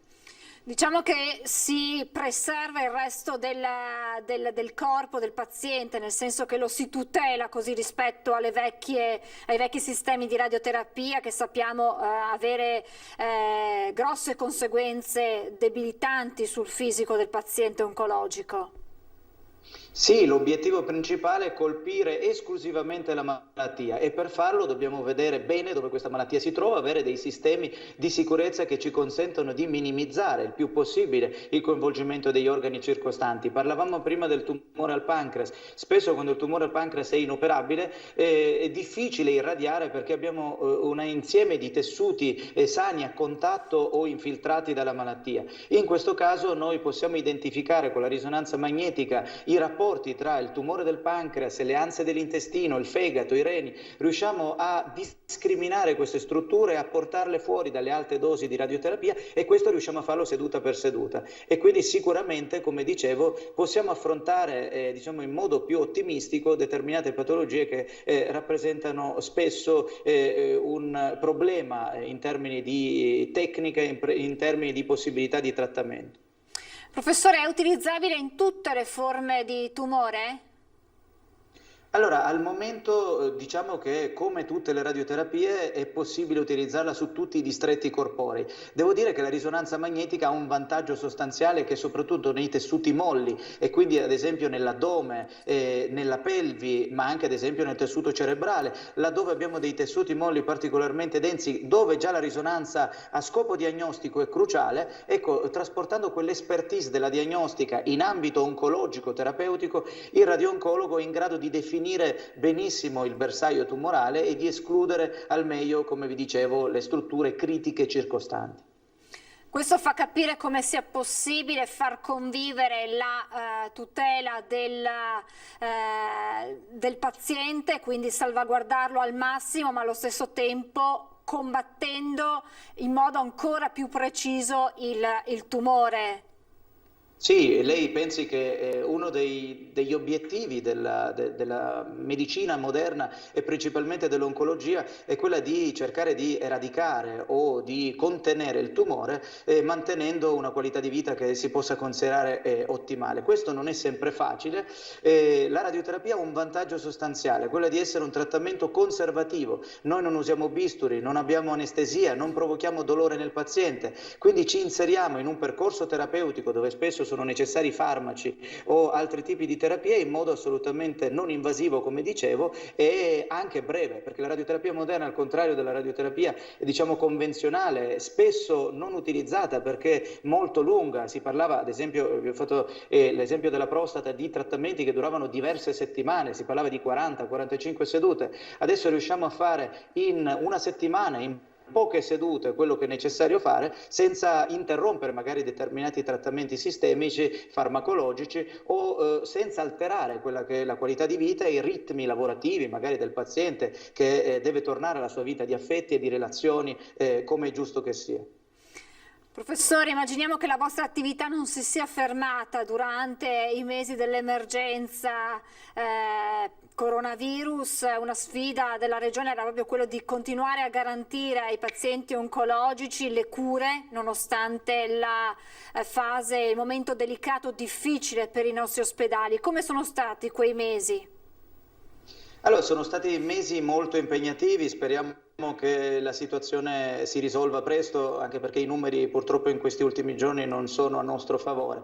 Quello che è importante sottolineare è che i pazienti oncologici sono dei pazienti critici, sono dei pazienti che possono essere anche più a rischio di altri, ma sono dei pazienti che devono essere curati, quindi è importante assolutamente assicurare a questi pazienti le cure che è giusto fare, perché purtroppo il tumore non attende e va trattato il prima possibile nel modo più appropriato possibile, così come gli esami di controllo. Io ho avuto tantissimi pazienti che noi seguiamo nei follow-up di anni che si sono trovati davanti al bivio di voler venire e magari non poter venire per le limitazioni dei trasporti, eccetera. Abbiamo attivato tutta una serie di mezzi alternativi, la telemedicina, noi ci stiamo collegando qui adesso in remoto grazie a dei sistemi che ci consentono di essere presenti anche se non di persona. Questo può consentire di continuare a seguire al meglio questi pazienti, sperando poi di tornare a stringerci la mano e a mettere soprattutto a contatto la nostra professionalità direttamente. Come saranno invece i prossimi mesi e come si sta affrontando? Si è ritornati alla normalità? Si è ritornati a pieno regime? Come sta andando avanti la vostra attività in questa fase di convivenza?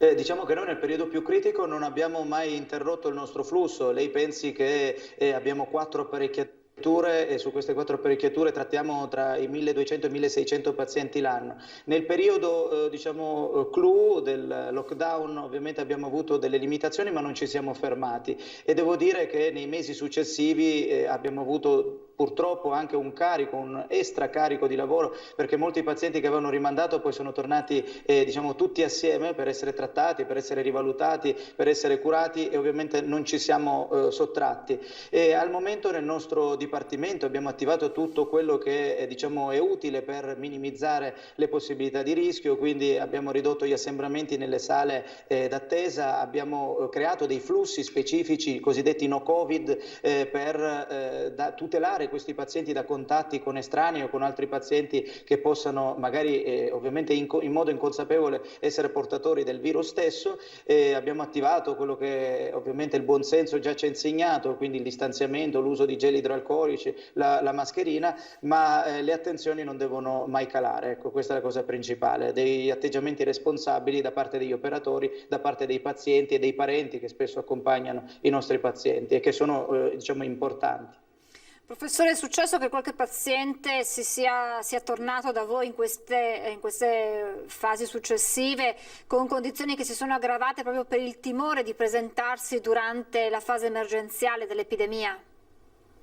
Sì, purtroppo sì, abbiamo avuto diversi pazienti che hanno rinviato o per cause loro, per difficoltà soprattutto diversi pazienti purtroppo fuori regione che hanno rinviato degli esami, come ad esempio delle PET di controllo o la valutazione di alcuni esami strumentali o di laboratorio, e ci siamo trovati in condizioni che magari in passato non avremmo mai immaginato. Ecco, una malattia purtroppo un po' più avanzata o dei valori che sono un indice indiretto di una ripresa di malattia. È chiaro che in tutto questo abbiamo cercato con le mail, con i vari contatti, come dicevo, con la telemedicina, di essere più presenti in modo capillare e costante, ma non è stato purtroppo sufficiente in tutti i casi, e spesso ci siamo trovati limitati ad avere dei contatti diretti o la possibilità semplicemente di visitare il paziente per capire che ci potessero essere delle condizioni a rischio di un'eventuale recidiva che poi si è presentata fortunatamente in casi limitati che stiamo cercando di recuperare.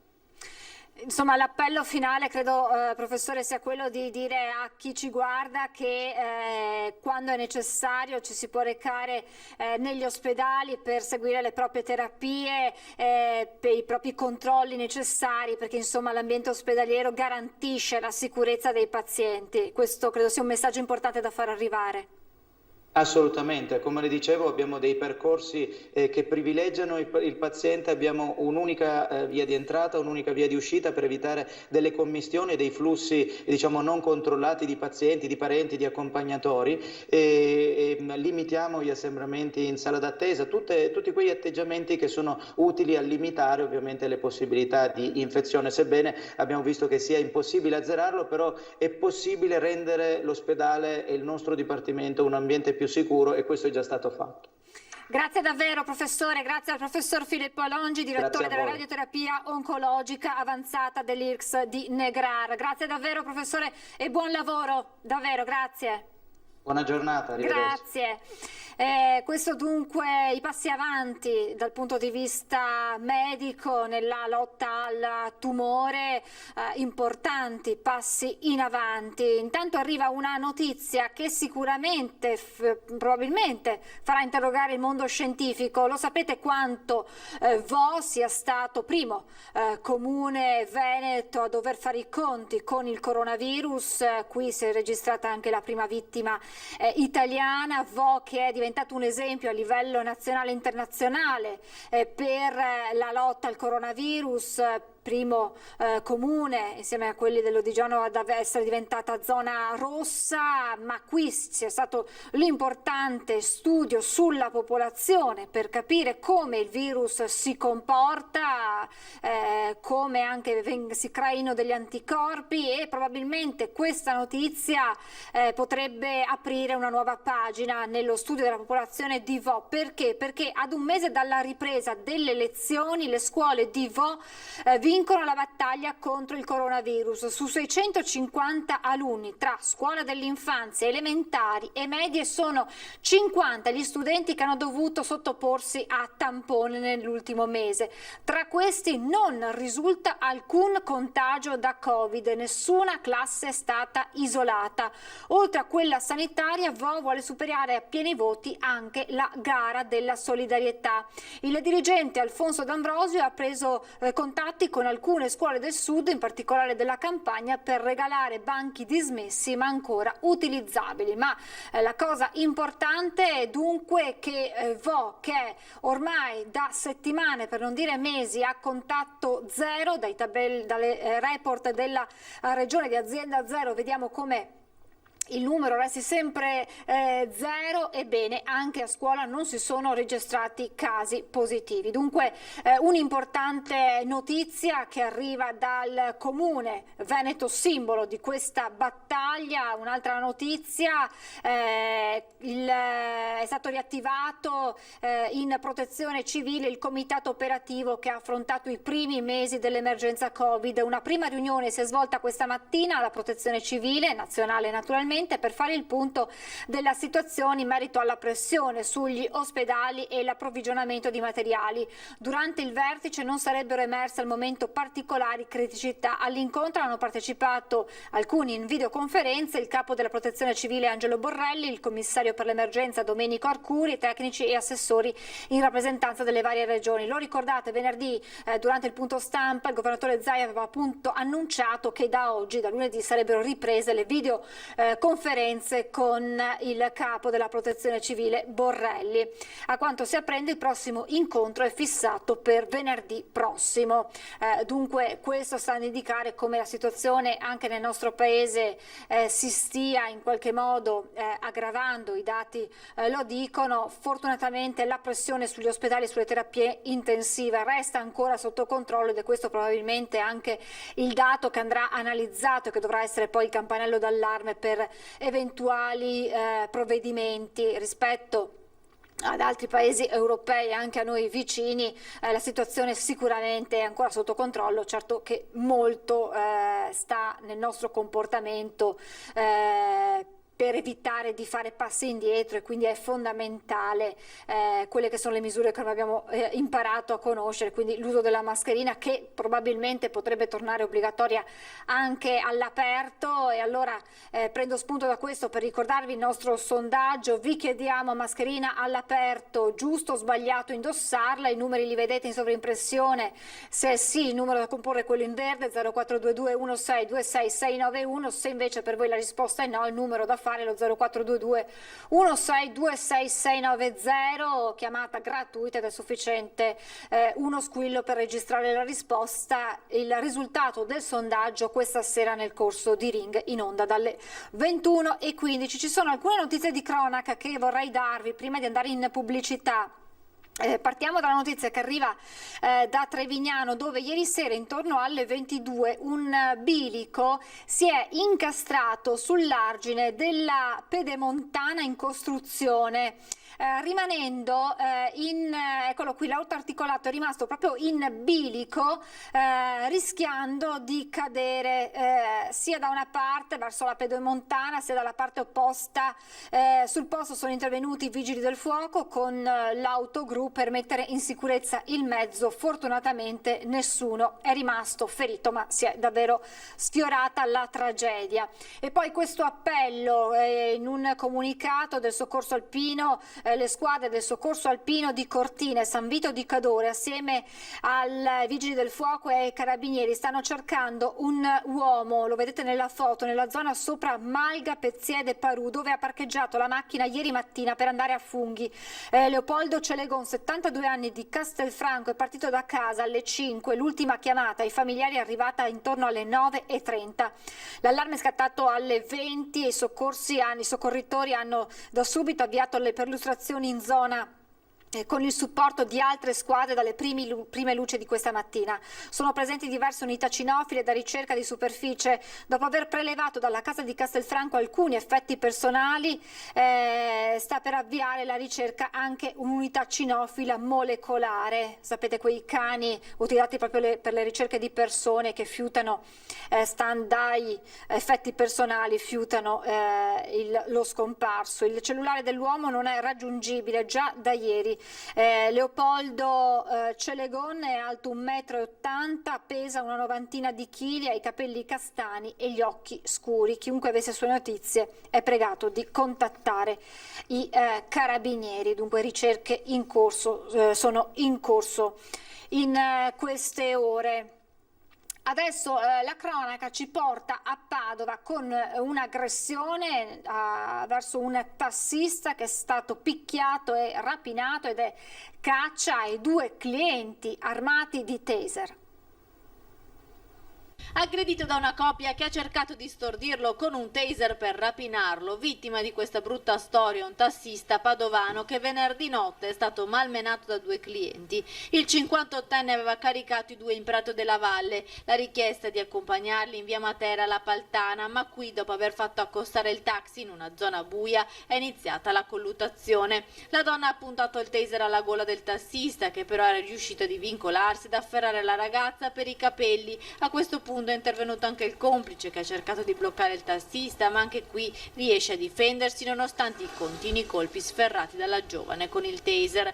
Alla fine i 2 aggressori, descritti come 2 ragazzi poco più che 20enni, sono riusciti a scappare con il cellulare del tassista. L'uomo ha raggiunto la stazione dei taxi all'ospedale per farsi medicare le ferite al volto e allertare le forze dell'ordine, che ora stanno indagando sull'episodio.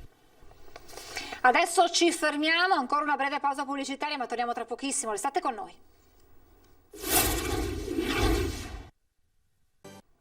Di nuovo in diretta mi ha raggiunto in studio Piergiorgio Paladin, un volto noto di Antenna 3, ma in questo caso in veste di comunicatore. Buongiorno Piergiorgio. Buongiorno Francesca, buongiorno a tutti. Ci diamo del tu, ci diamo del lei, ci diamo del tu, viene più semplice.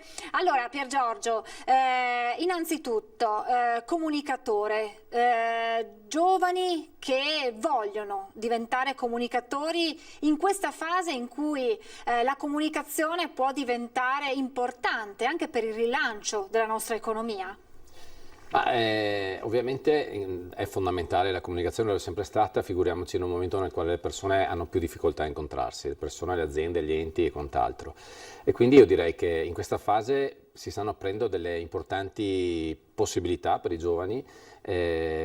Ovviamente bisogna che loro riescano a coglierle e che comunque trovino anche delle situazioni che facilitano questo incontro con le opportunità che vengono offerte, ripeto, sia dalle aziende che dagli enti, che da tutti quelli che sono i soggetti attivi nell'economia, nel territorio, nella società. Durante la fase emergenziale com'è cambiata la comunicazione? Quanto lo smart working è stato importante, ma può essere anche una barriera nel guardarsi in faccia, nel comunicare un messaggio? Allora, la comunicazione è cambiata perché ha accelerato quella fase di ricerca della credibilità di colui che diceva qualcosa. Per cui, diciamo, il Covid ha accelerato questa assoluta corrispondenza tra quello che noi raccontiamo di essere e quello che realmente siamo, sia a titolo personale, proprio nel singolo soggetto, e ovviamente anche dal punto di vista dei brand, delle aziende e degli enti. C'è stata veramente una grande trasformazione. Ha accelerato assolutamente da una parte la diffusione ulteriore dei new media, però contemporaneamente ha rafforzato i ruoli dei player come Antenna 3, di quei player che sono consolidati e che hanno dimostrato nel tempo di essere autorevoli. Quindi se un soggetto era autorevole prima, lo è diventato ancora di più. E dall'altra parte c'è stata un'esplosione di quello che è l'utilizzo ovviamente di tutti quegli strumenti social o comunque applicati a strumenti digitali.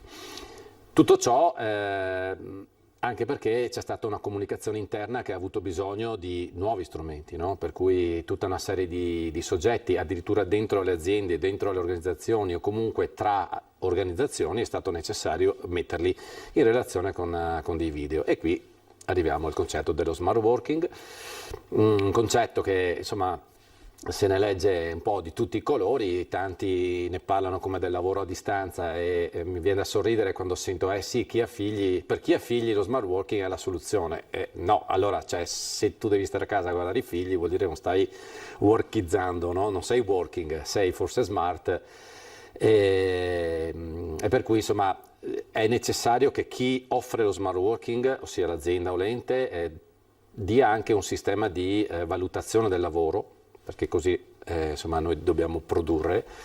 Dall'altra parte però viene a cadere tutta quella che è la cultura aziendale, per cui noi la cultura aziendale è la cultura fatta dalle persone, dal contatto fisico, dal confrontarsi, e per quanto efficaci siano questi strumenti che noi abbiamo a disposizione in questo momento, secondo me trasmettere una cultura aziendale tramite un video è un po' difficilotto, anche per esperienza personale, insomma. È importante dunque tornare ad incontrarsi di persona, con tutte le precauzioni del caso naturalmente, però di comunicare anche attraverso proprio lo sguardo, l'espressione, seppur magari coperto con una mascherina, se non è garantito, non è possibile mantenere le distanze, però è importante insomma questo ritorno ad una sorta di normalità anche nel comunicare quella che è la politica di un'azienda. Secondo me assolutamente sì, noi rimaniamo umani, siamo delle persone e le persone sono fatte di 5 sensi, sono fatte di un sacco di elementi che magari ovviamente un computer o un telefonino non possono per fortuna trasmettere, e secondo me in questa fase c'è anche un'eccessiva rassegnazione alla rinunciare a determinati sensi ed è una grande sconfitta dell'uomo, secondo me, se andiamo in questa direzione. Comunque vediamo anche già con la mascherina, cioè l'assenza di vedere un sorriso o un movimento della bocca, come ci mette a disagio nelle relazioni uno con l'altro. È vero, se c'è un video si vede se uno sta sorridendo o meno, però cominciano a mancare tutta una serie di altri elementi che non appartengono alla natura umana dal mio punto di vista. Allora quali sono gli strumenti che possono avere a disposizione i ragazzi, chi ha voglia di investire in questa forma di comunicazione? Allora, io parlo per me, ho creato un anno fa un'iniziativa che è completamente sociale, che all'interno della mia struttura abbiamo creato uno spazio di coworking, quindi il coworking sostanzialmente è un luogo nel quale dei soggetti singoli vanno a lavorare invece che a lavorare da casa, e quindi sono in un contesto che dal nostro punto di vista è un contesto della comunicazione, e abbiamo creato Amalgamenti. Amalgamenti è uno spazio di coworking gratuito a tutti gli effetti, che noi del pastificio regaliamo sostanzialmente a ragazzi under 35 che lavorino in comunicazione. Amalgamenti, per chi non lo conosce, quindi mettendo in evidenza le menti, perché immagino, scusami se ti ho interrotto, che ci sia proprio la possibilità di confrontarsi, di mettere sul tavolo le proprie idee e quindi condividerle. Esattamente, questo è lo scopo, soprattutto nella fase, in qualsiasi attività creativa è essenziale confrontarsi, avere idee diverse, metterle sul tavolo e poi cercare di concretizzarle nel migliore dei modi. Quello che noi cerchiamo di offrire è questo, anzi che offriamo concretamente questo unitariamente anche poi all'esperienza della struttura, che ha insomma 20 anni di storia nel mondo della comunicazione, e quindi possiamo anche fare da tutor. Noi abbiamo un bando aperto, ripeto, è tutto gratuito, è una selezione che noi facciamo, ragazzi under 35, uomini o donne ovviamente, che siano, non serve che siano residenti a Treviso, comunque a Treviso diciamolo. E quindi oltre allo spazio con tutti i servizi annessi, wifi, utilizzo della sala riunioni eccetera eccetera, c'è anche eventualmente l'apporto da parte di persone più anziane o meno giovani, facciamo così, con più esperienza, che se si ritiene opportuno noi possiamo dare dei consigli, confrontarci e fare quella cosa di condivisione che è permessa solo stando fisicamente e non stesso luogo. Che vogliono comunicare in qualsiasi settore, immagino. Assolutamente sì, anche con qualsiasi qualifica, perché si va dallo sviluppatore web al copywriter, al grafico, social media marketing o quant'altro. I ragazzi hanno voglia di fare? Assolutamente sì, e devo dire che ho la fortuna di avere una squadra all'interno della mia struttura che tra l'altro ha un'età media adesso di 30 anni, contando che io lo porto su abbastanza, e ho dei giovani che sono veramente con un grandissimo entusiasmo. Sai cos'è? Le ultime generazioni sono on-off, cioè o c'è una grandissima voglia di fare oppure diciamo che subiscono passivamente le vicende della vita. Devo dire che quando hanno voglia di fare devono essere motivati, inseriti in un contesto di un certo tipo e anche coinvolti, permettendogli anche di sbagliare, perché ragazzi tutti abbiamo sempre sbagliato nella vita, più avanti si va, si cerca di sbagliare di meno nel lavoro, però l'errore è quello che realmente ti permette di crescere. Se non diamo autonomia ai giovani non ne veniamo fuori. Basta lasciarli andare in giro, spendiamo un sacco di soldi come paese per formarli, perché ricordatevi che comunque io, te e chiunque lavori investe anche sui giovani, facciamoli capire e diamogli delle opportunità di lavorare qua in Italia, che ce n'è. Può essere che chi è off, come l'hai definito tu, è perché non viene magari così spinto, non ha trovato dietro di sé qualcuno che lo accompagnasse verso quella che magari è la sua strada, la sua aspirazione, e quindi magari si è poi seduto, non ha trovato la giusta motivazione anche magari da chi gli sta intorno. Può essere che un po' di responsabilità ce l'abbia anche l'adulto che è stato un ragazzo. Allora, assolutamente sì, anche perché comunque se troviamo tutto pronto è un po' difficile essere motivati, no? Quindi allora siamo spinti da una grande ambizione personale, però è vero che anche l'attitudine a essere ambiziosi ci viene data in funzione degli obiettivi, anche piccoli obiettivi da raggiungere nella nostra vita. Quando hai 6 anni hai un determinato tipo di obiettivi, insomma col crescere cambiano. Diciamo che continuare a dare tutto per assodato non è che aiuti proprio tantissimo, insomma, questa propensione. Però, ripeto, abbiamo dei giovani veramente tosti, decisi quando vogliono qualcosa e che vale la pena, parlo dal punto di vista imprenditoriale, trattenere in qualsiasi modo nel nostro paese, anche perché, ripeto, se abbiamo investito per farlo, è come dire che io pianto un albero nel mio giardino e quando si tratta di raccogliere i frutti, per cui l'ho coltivato per 5 anni, poi lascio che arrivi il vicino a portarseli via. No, adesso portiamoci a casa anche i frutti, insomma. È giusto, insomma, mantenere questa risorsa che abbiamo per farci crescere, tanto più in questa fase in cui il paese ha bisogno di ripartire. Sì, che poi ricordiamoci un altro piccolissimo problema: i giovani sono sempre di meno, per cui la ricerca di talenti purtroppo andrà ad attingere a un cesto sempre più piccolo, sempre facendo il paragone dei frutti, no? E quindi questo anche per dire che anche gli stessi giovani hanno un sacco di opportunità se si mettono in mostra, perché comunque c'è meno competizione rispetto a un tempo, insomma. Bisogna credere nei giovani e i giovani devono credere in loro stessi.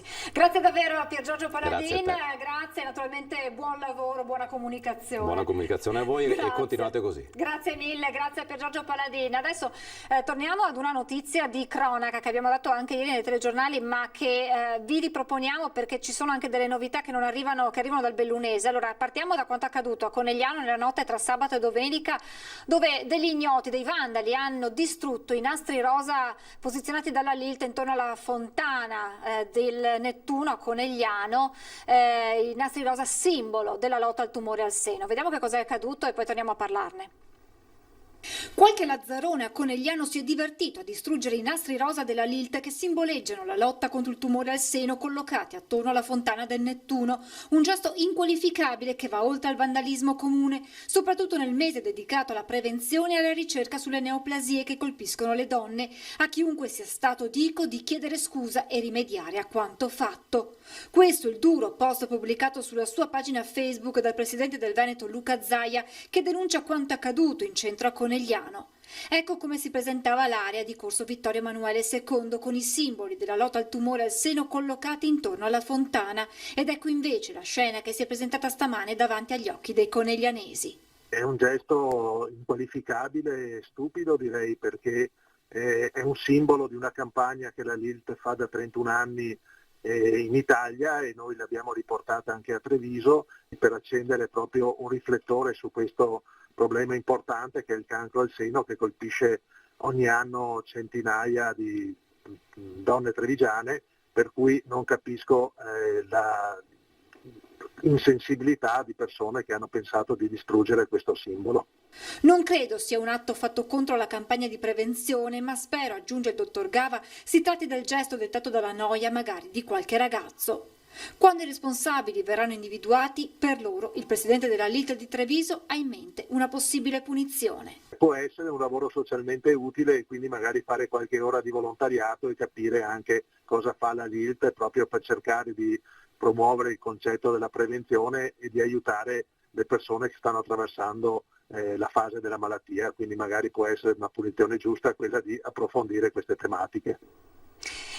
Perché vi abbiamo riproposto questo servizio, non solo per la gravità del gesto in sé, che è stato archiviato come ci si augura a tutti, probabilmente sarà così un gesto vandalico, ma perché la stessa notte, ma a Belluno, qualche vandalo, eccolo qui, ha fatto la stessa cosa per i nastri rosa posizionati da ADOS nei giardini di Piazza dei Martiri, in centro a Belluno. Qualcuno appunto ha distrutto questo simbolo della lotta contro il tumore al seno e ora ci si interroga se i due episodi possano essere collegati. Si pensa, visto la distanza, che non possa essere così, ma certo che qualche interrogativo lo solleva proprio il fatto che sia accaduto la stessa cosa la stessa notte. Adesso naturalmente sono in corso delle indagini sia a Conegliano che a Belluno. A Belluno si cercheranno anche di visionare i filmati delle telecamere di videosorveglianza nella zona, sperando di individuare i responsabili. Certo è che sono due atti che qualche inquietudine lasciano. E per quanto accaduto a Belluno, ieri era intervenuto, l'avete sentito nel servizio, con parole forti il governatore Zaia, anche il presidente della LILT, il dottor Alessandro Gava, LILT di Treviso, aveva condannato il gesto e oggi arriva la condanna del sindaco di Belluno, Jacopo Massaro, che dice: quanto accaduto questa notte, la distruzione di alcuni dei fiocchi rosa posizionati da ADOS è l'ennesima conferma del fatto che è sempre più importante intervenire sull'educazione dei giovani. Condanno fermamente e con me tutta l'amministrazione comunale il gesto stupido e meschino e mi rifiuto di credere che nel mirino dei vandali ci fosse l'iniziativa Ottobre Rosa, una manifestazione importante per i suoi risvolti sociali e di prevenzione. Credo piuttosto che, come accaduto qualche settimana fa in via Sottocastello, si opera di ragazzi che non rispettano più le elementari regole del vivere in comunità.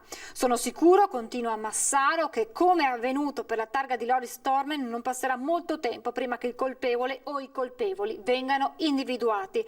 Un gesto del genere nella piazza centrale sorvegliata dalle telecamere non può passare inosservato. Queste dunque le parole del sindaco Jacopo Massaro. Naturalmente nei nostri telegiornali di questa sera vi aggiorneremo e cercheremo di capire anche appunto se possono esserci dei collegamenti tra i due episodi accaduto a Conegliano e a Belluno la stessa notte. Torniamo un attimo alla cronaca, perché sabato vi abbiamo fatto vedere durante la nostra diretta, ma anche poi nei telegiornali, la giornata storica vissuta da Venezia con la messa in funzione delle dighe del Mose, le paratoie mobili tutte sollevate che hanno protetto Venezia dall'acqua alta. Ricorderete le immagini di una piazza San Marco solitamente invasa dall'acqua, completamente all'asciutto, e con la festa delle istituzioni, in primis del sindaco Luigi Brognaro, ma anche dei veneziani che hanno festeggiato dal centro storico alle isole. Anche le immagini dei pescatori di Pellestrina che avevano offerto a tutti per festeggiare una grigliata. Ebbene, come era stato già detto, le dighe del Mose, le paratoie del Mose in questo momento verranno azionate solo con una previsione di marea di 130 centimetri. Sia domenica che oggi le previsioni di marea erano ben al di sotto di questo livello, e così sia oggi che nella giornata di domenica le parti più basse di Venezia, compresa Piazza San Marco, si sono ritrovate a fare i conti con il fenomeno dell'acqua alta. Alle 12:40, secondo quanto reso noto dal centro maree del comune, è stata registrata dalla stazione il rilevamento di Punto della Salute, una massima di 98 centimetri. Come accaduto ieri, il Mose non è entrato in funzione perché non è stata superata, come detto, la soglia minima dei 130 centimetri.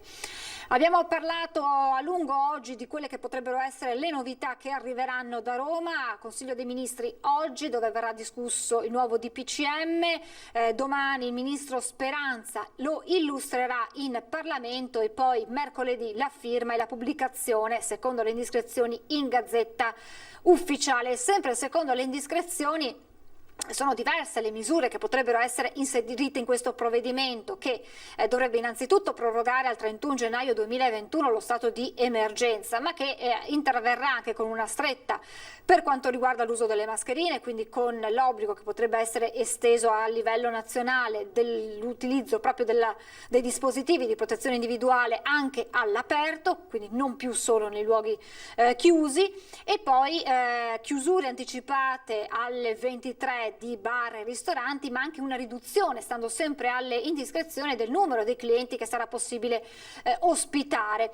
E naturalmente questo sta già suscitando diverse polemiche, diverse reazioni, soprattutto dal mondo economico. Ieri il presidente di di Ascom Confcommercio Treviso, Federico Capraro, si era detto molto preoccupato per quelle che potrebbero essere le ripercussioni. Sentiamo allora le sue parole. Credetemi, l'aspetto pandemico nell'ambito sociale e nell'ambito economico farà molti più danni di quelli che stanno avvenendo a livello sanitario. È chiaro e non usa mezzi termini Federico Capraro, presidente di Ascom Confcommercio Treviso. I controlli devono essere fatti, ma lasciate lavorare gli imprenditori. Il DPCM, che sarà firmato probabilmente mercoledì, prevede una stretta sui locali, orari e capienza interna. La stretta, che è a carico degli imprenditori privati, non può essere la soluzione perché la parte pubblica non è in grado di attuare i controlli. Ben vengano i controlli, devono esserci controlli. Il rischio è che il DPCM si trasformi in una sentenza di chiusura per molti locali.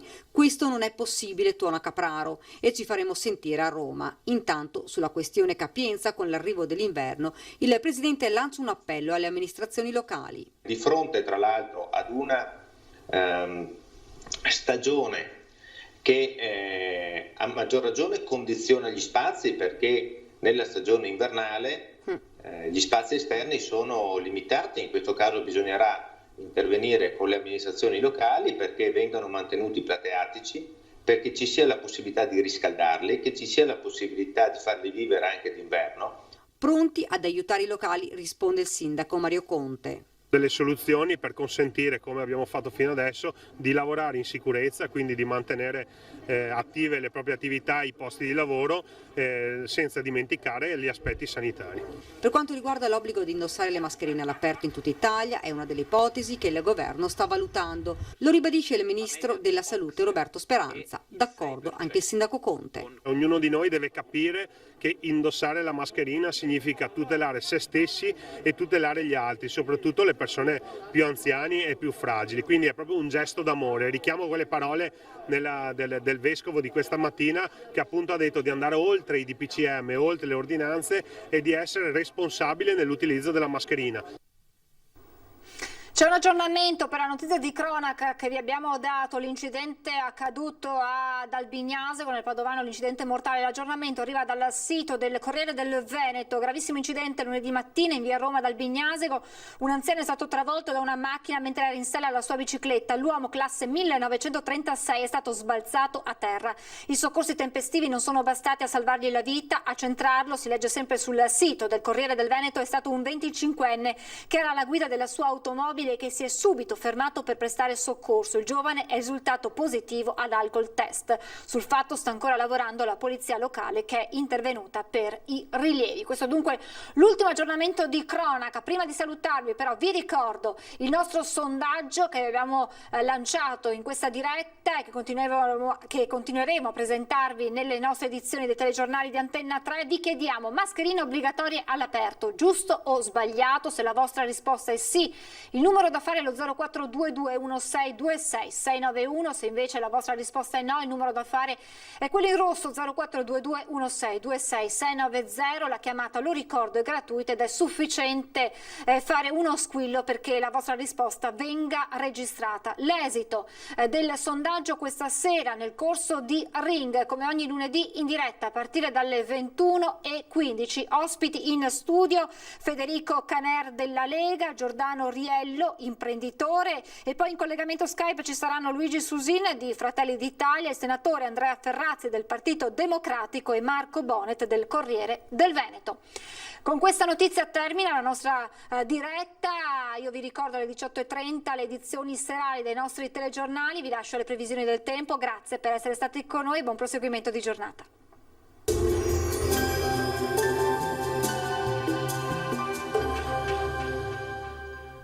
Società Agricola Torresan. Dai nostri animali nati e allevati nel cuore del Montello produciamo solo carni e salumi genuini. Nuova apertura a Ponzano Veneto. Benvenuti al meteo. Inizio di settimana ancora segnato dalla circolazione instabile che ci accompagna ormai da qualche giorno. Il dettaglio di lunedì 5 ottobre. Sul Veneto tempo spiccatamente variabile, sarà una giornata con alternanza di momenti asciutti e anche soleggiati ad altri decisamente più perturbati, con qualche precipitazione un po' a macchia di leopardo. Temperature minime tra i 7 e i 12 gradi, per quanto riguarda invece le massime la colonnina di mercurio si fermerà sui 21 gradi all'incirca.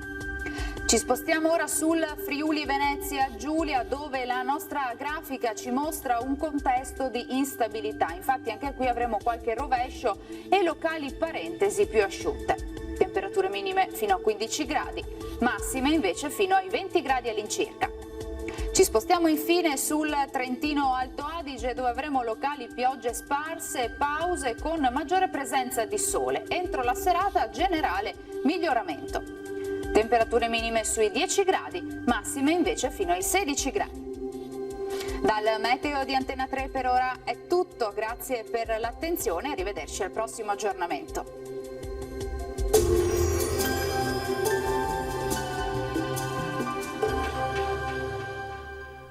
Società Agricola Torresan. Dai nostri animali nati e allevati nel cuore del Montello produciamo solo carni e salumi genuini. Nuova apertura a Ponzano Veneto.